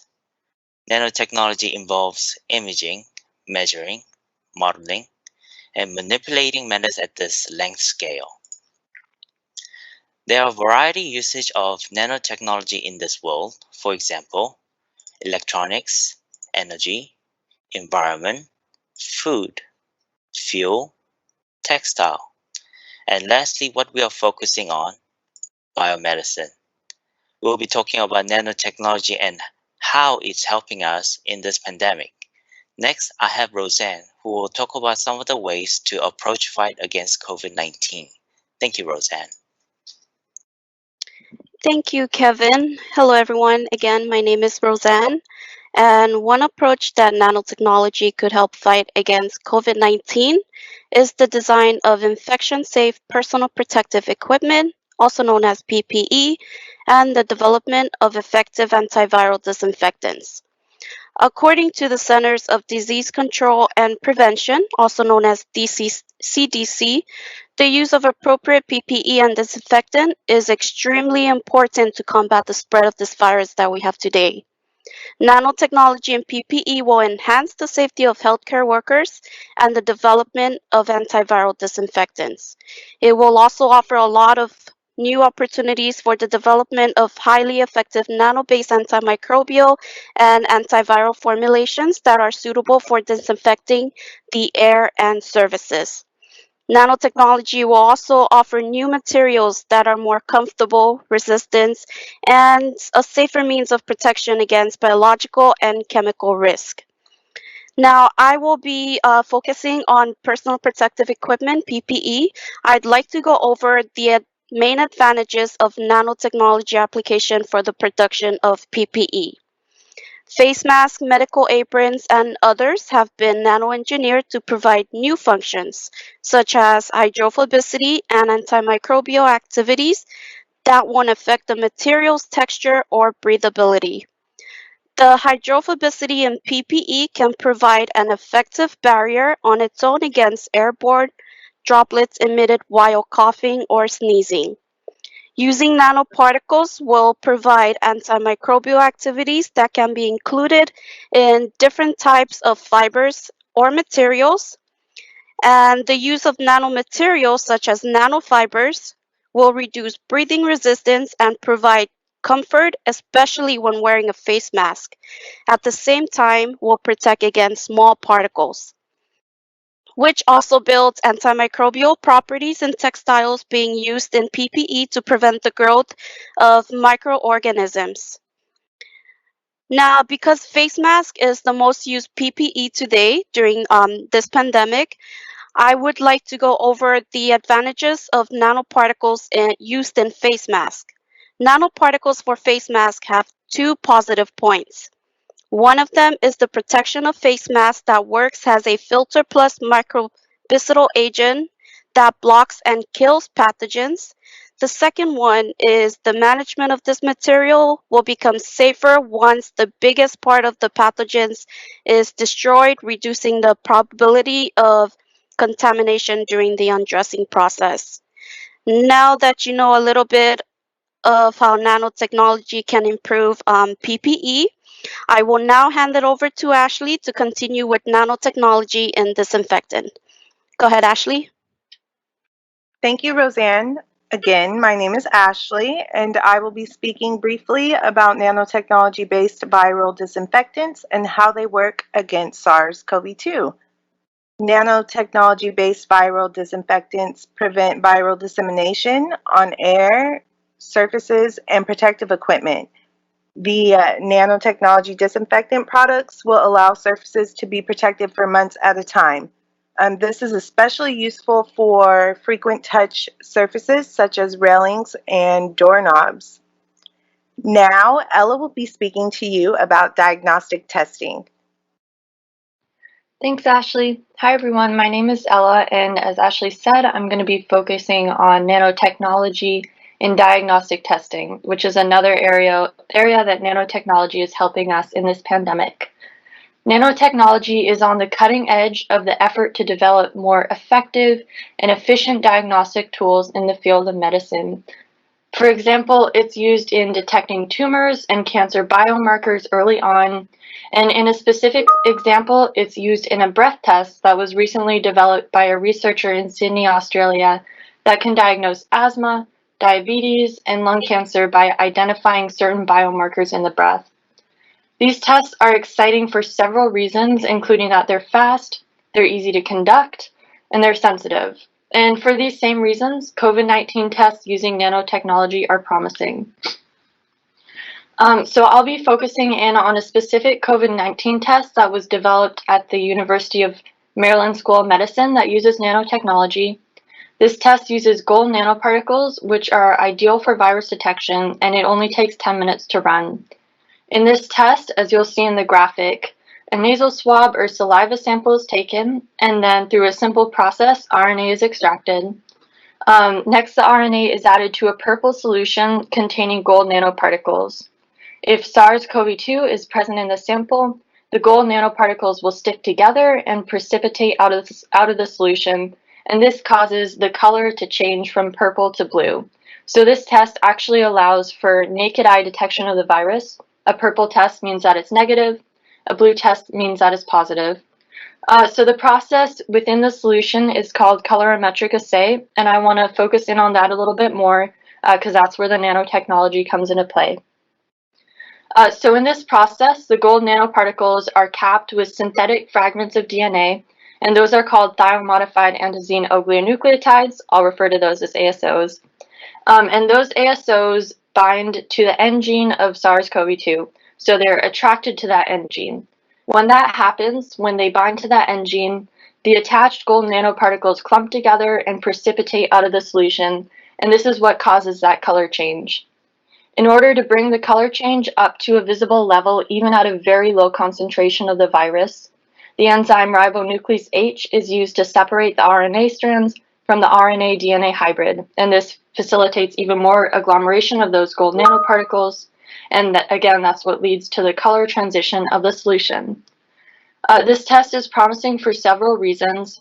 First, it's fast. Again, it only takes 10 minutes to run, and also preliminary results have shown that this test might be able to detect the virus as early as the first day of infection. Excuse me. Second, it's simple. It doesn't require any sophisticated instrumental techniques or lab equipment. And third, it's accurate. It doesn't produce false positives when the virus isn't present, or false negatives when the virus is present past the limit of detection, which is a very low viral load. And fourth, it's adaptable in the face of a mutating virus. Currently, it targets 2 of the N gene regions of SARS-CoV-2, which means that if one of these regions were to mutate, the test would continue to work. And the developers of this test also say that the colorimetric assay could be adjusted to target other regions of the viral genome.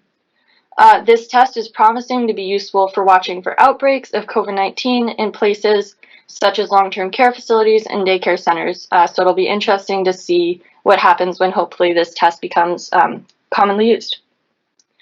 Some other applications of nanotechnology in COVID-19 diagnostics, just to give you a sense of the breadth of this technology, is a fast and affordable antibody test using gold nanoparticles that was developed at the University of Sao Paulo.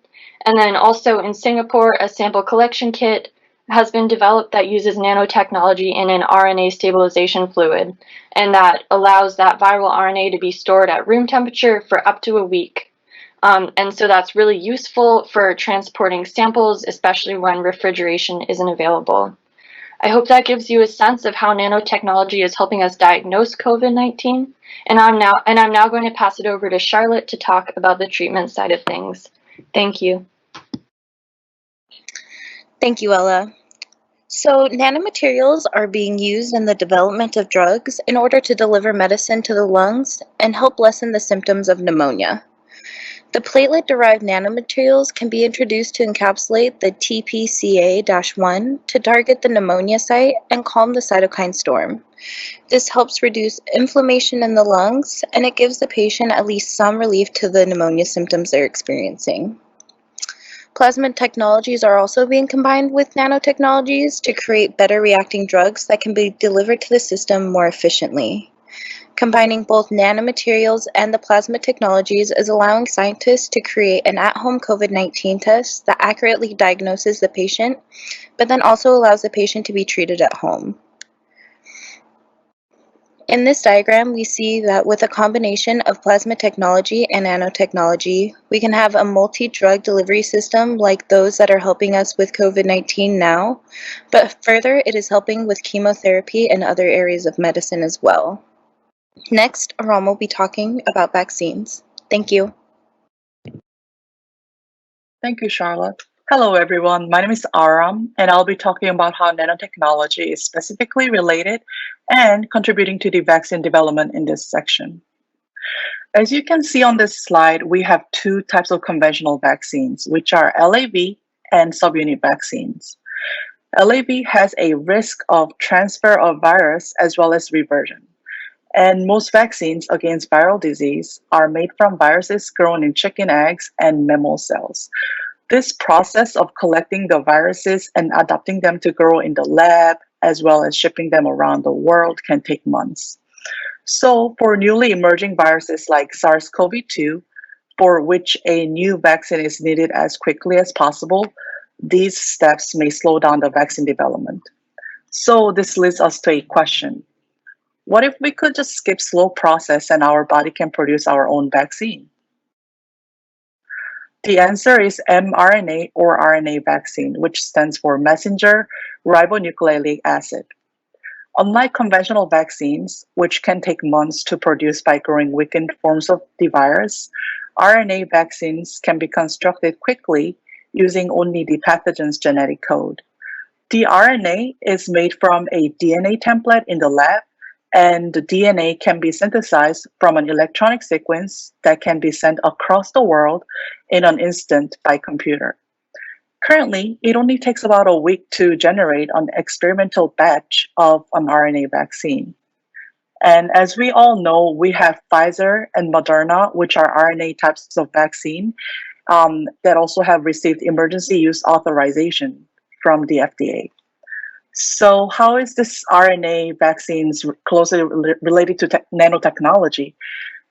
Nanoparticles and viruses operate at the same length scale.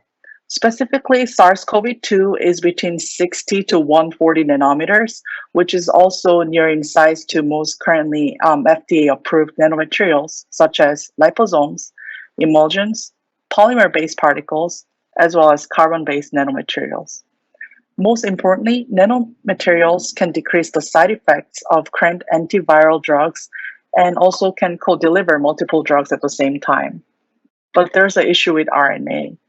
RNA itself is a large and polar molecule that does not pass through cell membrane. And there's a ribonucleus in every cell tissue which destroys wandering bits of RNA. So for RNA vaccine to work, viral RNA must be protected from these ribonucleus. So this is where nanotechnology comes in with a solution of lipid nanoparticles. Lipid nanoparticles are tiny bubbles between 80 to 200 nanometers. It's made with walls of lipid bilayers and has a water center. It is made to encapsulate RNA and shield RNA from this ribonucleus and allow passage to cell membrane. However, there are still unsolved technical challenges. Many RNA vaccines, like unconventional vaccines, they need to be kept frozen or refrigerated. Now I'll pass it off to Kevin for conclusion. Thank you. Thank you, Aram. We have described how nanotechnology is helping us with the design of personal protective equipment and disinfectant, diagnostic testing, the development of new drugs, and the invention of a nano-based vaccination. In conclusion, nanotechnology has revolutionized our response to COVID-19 pandemic. The field of nanotechnology is a new and exciting one, and as researchers continue to learn more about its potential applications, it will likely play an increasingly significant role in the fight against COVID-19. And that will be the end of our presentation. Thank you very much all.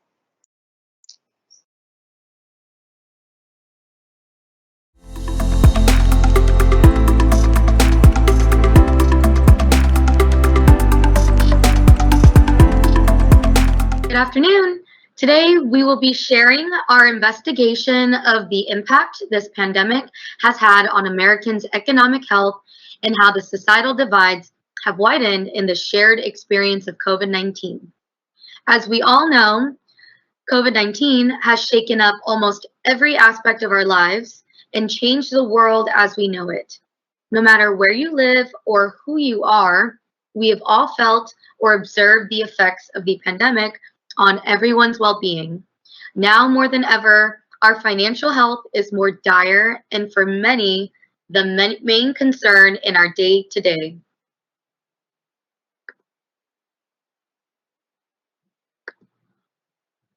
We decided to use the evolution of the middle class during this pandemic as the primary case study. It is easy to see the situation for those at the very top and for those who already struggled pre-pandemic.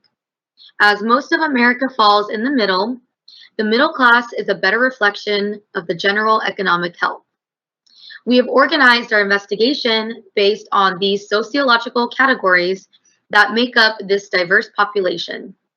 We will be going beyond just biological differences, but also comparing the many walks of life that are currently confronting this pandemic.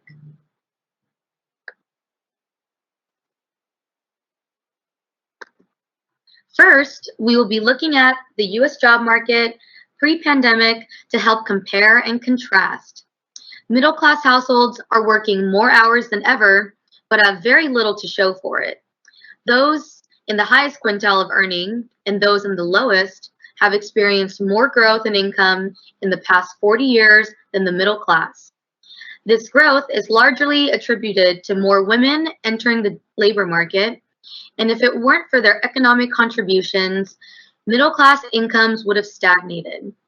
As a result, families now need two earners to make ends meet, placing an extreme squeeze on their time. On average, Americans spend 200 to 400 more hours at work over the course of the year than the average worker in most European countries. They also receive fewer days off and virtually no paid family leave if they welcome a child or if anyone gets sick. As you can see, working as a member of the middle class was already a struggle for many people.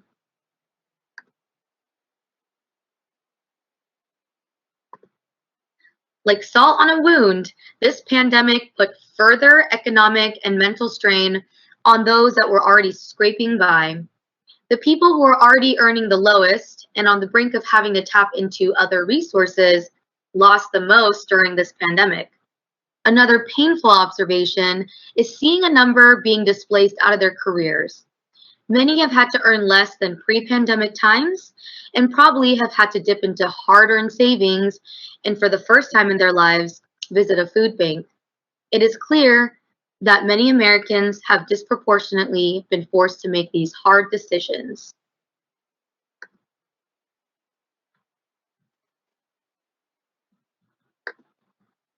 Educational background has a close correlation with job loss, as those with more education have been placed in jobs that can be worked from home, and those with less education are placed in more front-facing and service industries.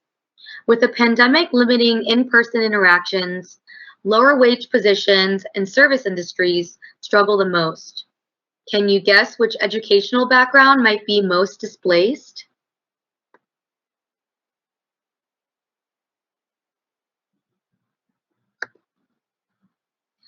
Before this pandemic, the job market has always had an educational divide, and there has always been an earning border between those with and without degrees.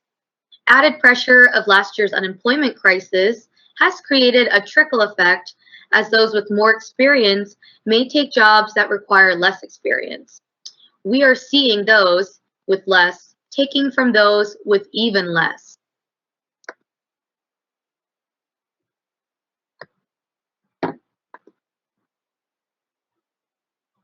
The information you see here is indicative that while there may be less women in the general work field, they account for more unemployment as women account for most of the workforce in industries that were most impacted, such as restaurants, retail, hospitality, and healthcare, as reported by the U.S. Bureau of Labor Statistics.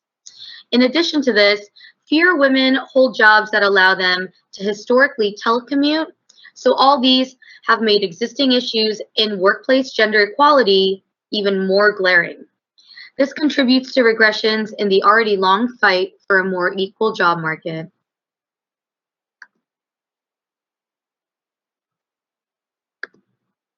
In addition to the pressures of unemployment, there's the case of childcare.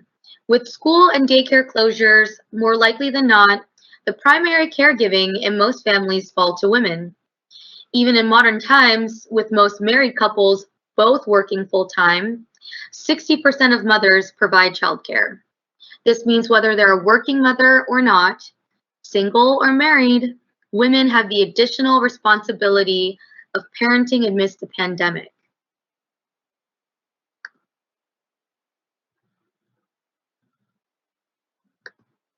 Now let's take a break from all these depressing statistics. There's some surprisingly encouraging news about marriage in the time of COVID. More appreciation, deeper commitment, and lower divorce rates have been reported. Of course, when times are tough, men and women often turn towards family and friends for support, sustenance, and solidarity. And this is certainly true in 2020. With so many trials and tribulations, a global pandemic, the worst recession in a century, and the world literally catching on fire. So are families' hearts. During times of struggle and working harder, teaching children from home as well as being home has garnered more appreciation and commitment between families.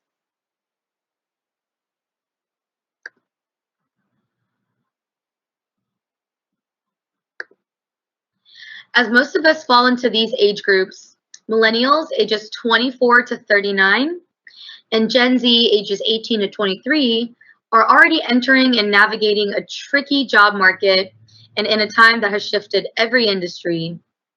Their struggles are most easily observed in the service, front-facing, and lower-wage industries, as they make up most of the labor force.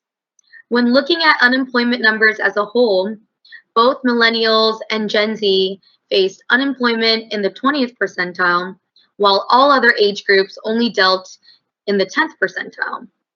Without a doubt, unemployment has definitely been a burden on the youth.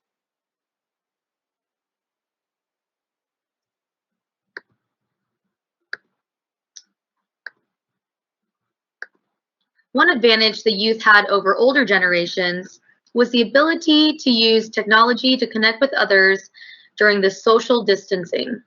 However, the biggest loss of this pandemic has been the ability to experience and celebrate life's best milestones: birthdays, graduations, and weddings. Millennials and Gen Z have had to cancel, postpone, or creatively alter the way they experience life's first.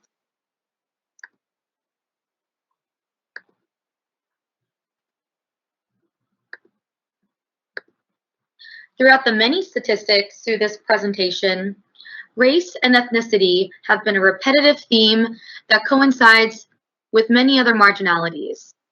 More pressing than financial health, the physical health of the people of color are far more in jeopardy. Particularly, Black and Hispanic communities live in higher density populations as well as multi-generational households, which cause a greater prevalence of comorbidities. Additionally, the pressure to work, and many times in higher risk positions, entire families and communities are at greater risk of contracting COVID-19.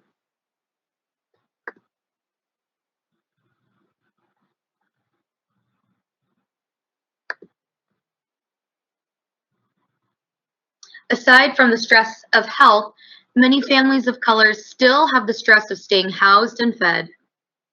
With unemployment at its peak, already marginalized groups feel the most strain in getting the most basic resources. Those lucky enough to be employed feel more pressure to work in essential positions, which come with a higher chance of contracting COVID.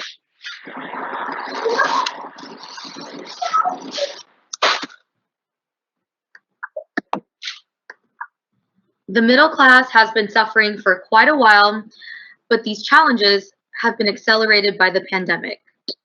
Over the past few decades, wages have barely increased, while the cost of living has increased significantly. In many households, bills have increased as income slows due to job loss, small business closures, and loss of school and childcare. With less opportunity in the workforce, especially in gigs and part-time work, people don't have the option to rely on immediate work when faced with evictions and food insecurity.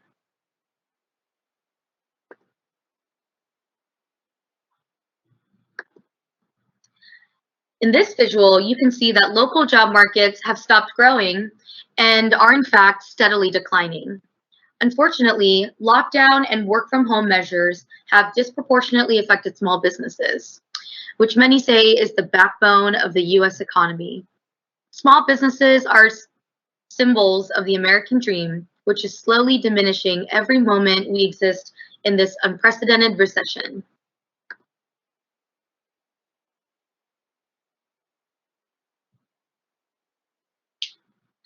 Now we have a personal testimony from one of our own, Mr. Michael McLaren will be speaking about how his own small business has been affected.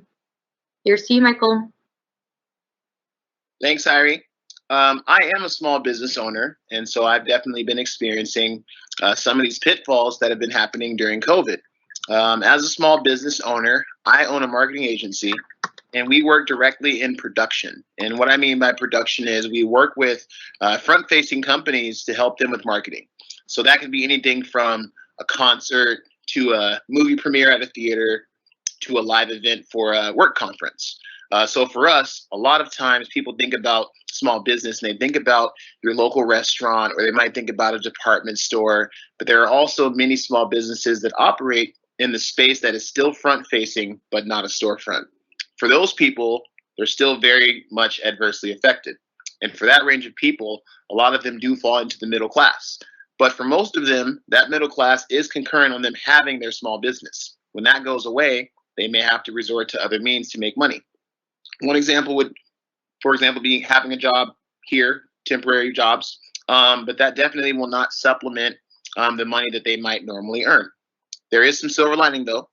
there have been different options for small business owners to acquire funds to help supplement what they've lost during this time. There have been grants and PPP loans available. And in that silver lining, the government has become a lot more efficient in divvying out this money, much more than they have in the past for other emergencies. And so as they become more efficient, hopefully this creates long-term solutions to help small businesses get back on their feet in times of need if something like this happens again in the future once this is all over with. Back to you, Harry.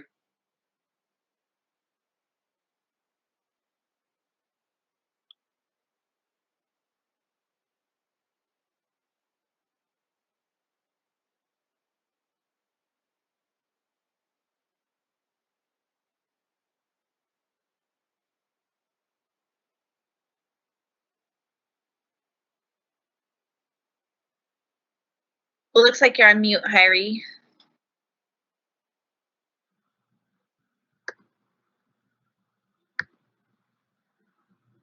Thank you, Michael, for your great personal testimony.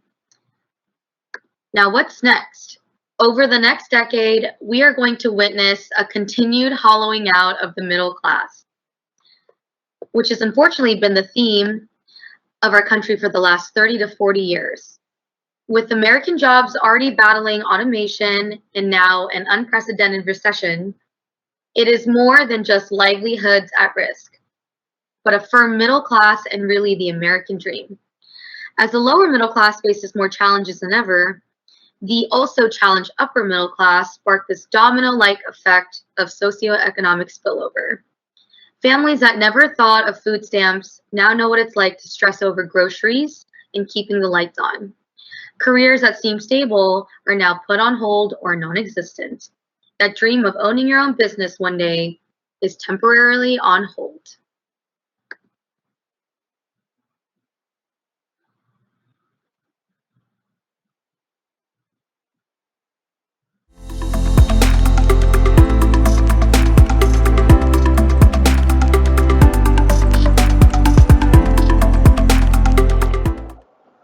All right.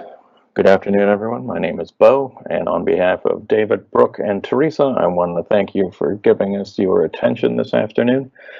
There is a PDF that Tristan should have made available in case you like to follow along. It has a few questions, and it includes our sources at the end. Our presentation is called Travel and Transmission in History. Our team's intent was to explore the relationship between the convenience and accessibility of travel with the transmission and distribution of several novel contagions throughout history.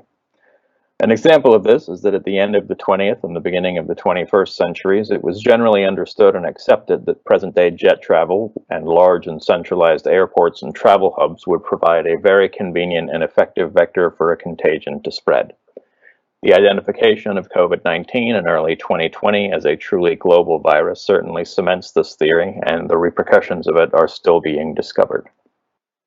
But what about similar circumstances in other centuries? Certainly in ancient history, the actual origins of some diseases or viruses may remain cloudy, but we can see how travel creates opportunities for the spread of disease, specifically novel diseases. We will be looking at 4 different novel contagions, each of which will be seen to have essentially immigrated from one region or community to another, and we will look at how accessibility of transportation accelerated that process. First slide, please. First, we have the Antonine Plague. This was also called the Plague of Galen, named after the physician who first described it. The Antonine Plague takes its name from Antonius Pius, the emperor of Rome just before the plague started. Both of his sons, also Roman emperors, died from this disease. Our best modern guess for the identity of this contagion is that it is the first Western identification of smallpox. That all roads lead to Rome is an old saying, but at the time of the Romans it was quite literal. If you got on a road and headed in the appropriate direction, you would eventually find your way to Rome through their connected nationwide network of roads. This convenience was also the path for a novel contagion that would radically impact the population and longevity of the Roman Empire. Roman civilization created a very specific set of circumstances that had not previously existed. While cities certainly were not a new concept, the Romans popularized the city lifestyle that we still have today. What was a step forward then for civilization was also a significant vulnerability when a new contagion was introduced. Two more significant keystones of this civilization were the Roman roads and the Roman army. Specifically, the roads allowed the army a greater mobility throughout the empire than had ever previously been possible. Next slide, please. This map is of the Mediterranean region with North Africa at the bottom. On this map, the red zones are hotspots, which are usually the large population centers or the most important trade centers. Next slide, please. Around the year 166, Roman soldiers saw people experiencing the Antonine Plague in present-day Iraq, likely brought there from the China in the east via the Silk Road. And then soldiers carried this disease back to Rome. From Rome, it traveled throughout the Roman Empire. Because of Rome's unique infrastructure with the convenience of roads and the wide distribution of its military, this new disease was able to travel halfway across the planet in record time. With that distribution, it was able to settle in cities which were bigger and more densely populated than at any previous time in history, leading to significant death tolls. Up to 5,000 people died every day. It is estimated that over the history of this plague, it killed between a quarter to a third of the people that infected, up to tens of millions of people. Before the disease burned itself out or herd immunity was reached, there would be two more outbreaks in 180 and 189 CE, reaching as far as Spain, Greece, and North Africa. Next slide, please. Next, we have the bubonic plague. Also called the Black Death, the name bubonic plague is taken from the word bubo, which refers to a swollen lymph gland, which is a specific symptom of this condition. Just as the Roman roads enabled the rapid spread of the Antonine Plague, the convenience and efficiency of the sea trade in the 14th century enabled the spread of the bubonic plague. This disease continued to have outbreaks for almost 300 years until the Great Fire of London in 1666. Just like the Antonine Plague, the Black Death is believed to have been brought from the Far East via trade to a new, unexposed population. The exposures of working soldiers to the plague meant that it could be carried to new cities and countries virtually overnight. Next slide, please. You can see this is clearly indicated by looking at plague statistics, where hotspots are consistently port cities and trade centers, with the contagion spreading via maritime routes throughout the Mediterranean and then Europe. You can see the spread of the disease here, year by year, in the color coding. To much of the world, this was a novel disease, and its spread was rapid and devastating. It is estimated that as many as 25 million people died during the first wave in just the first 5 years, from 1347 to 1351. Numerous other waves and outbreaks would follow. Next slide, please. The same sea trade and colonial motivations that would lead to the discovery of the New World a century later, and would be responsible for spreading disease throughout an entirely new continent, would start with a very concrete consequence of expansion and exploration that was felt throughout the Western world. Next slide, please. One more slide, please. Oh, no, we need to go back. One more. Great, thank you. Now we'll look at the Spanish flu. In 1918, World War I was drawing to a close, and several world powers were aware of this novel flu strain as it started to spread, but because of the war, no one chose to make this information public. Spain, a neutral country in the war, blew the whistle on the outbreak and were then given the ignominious honor of having the disease strain named after their country. Next slide, please. We now know that the first outbreak was, in fact, on a U.S. Army base in Kansas, and that the disease spread to Europe as American soldiers deployed to fight in World War I. Then the Spanish flu went home with the soldiers of the Allied parties, reaching as far as Australia and India. Next slide, please. The second wave reached mainland Russia and South Africa. The strain then mutated over time and returned to areas that had already been hit and even recovered. Next slide. In the third wave, we can see here that a strain that mutated in Australia returned to the United States in 1920 and caused another new outbreak. President Woodrow Wilson himself was infected by this strain. Next slide, please.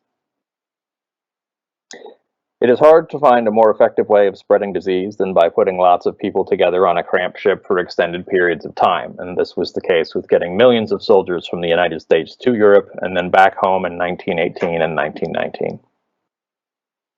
The numbers following the spread of this disease are sobering.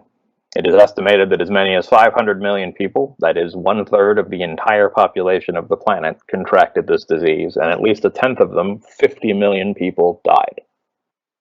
While international travel certainly existed at this time in history, as a vector, a world war is hard to beat in terms of bringing a massive amount of people together in a relatively small area and then distributing those people around the world. What could have been a limited outbreak in another year became one of the first truly global diseases directly as a consequence of humanity's efficient in moving people across the planet and then bringing them together. Next slide, please.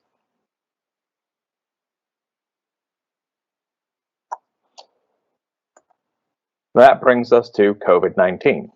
And that also brings us to the present day, where modern efficiency in travel allowed COVID-19 to spread without being identified for at least several weeks. Travel within China for the Lunar New Year in the third week of January helped speed up distribution in a manner that likely would not have been the case at any other time of the year. Next slide. By March of 2020, when the World Health Organization declared COVID-19 a pandemic, the virus had already spread to multiple continents and more than 100 countries, including significant outbreaks in cities with large travel hubs and airports. Next slide. COVID-19 certainly would have been spread regardless of holiday travel, but the efficiency of modern travel created a significant, unique vector.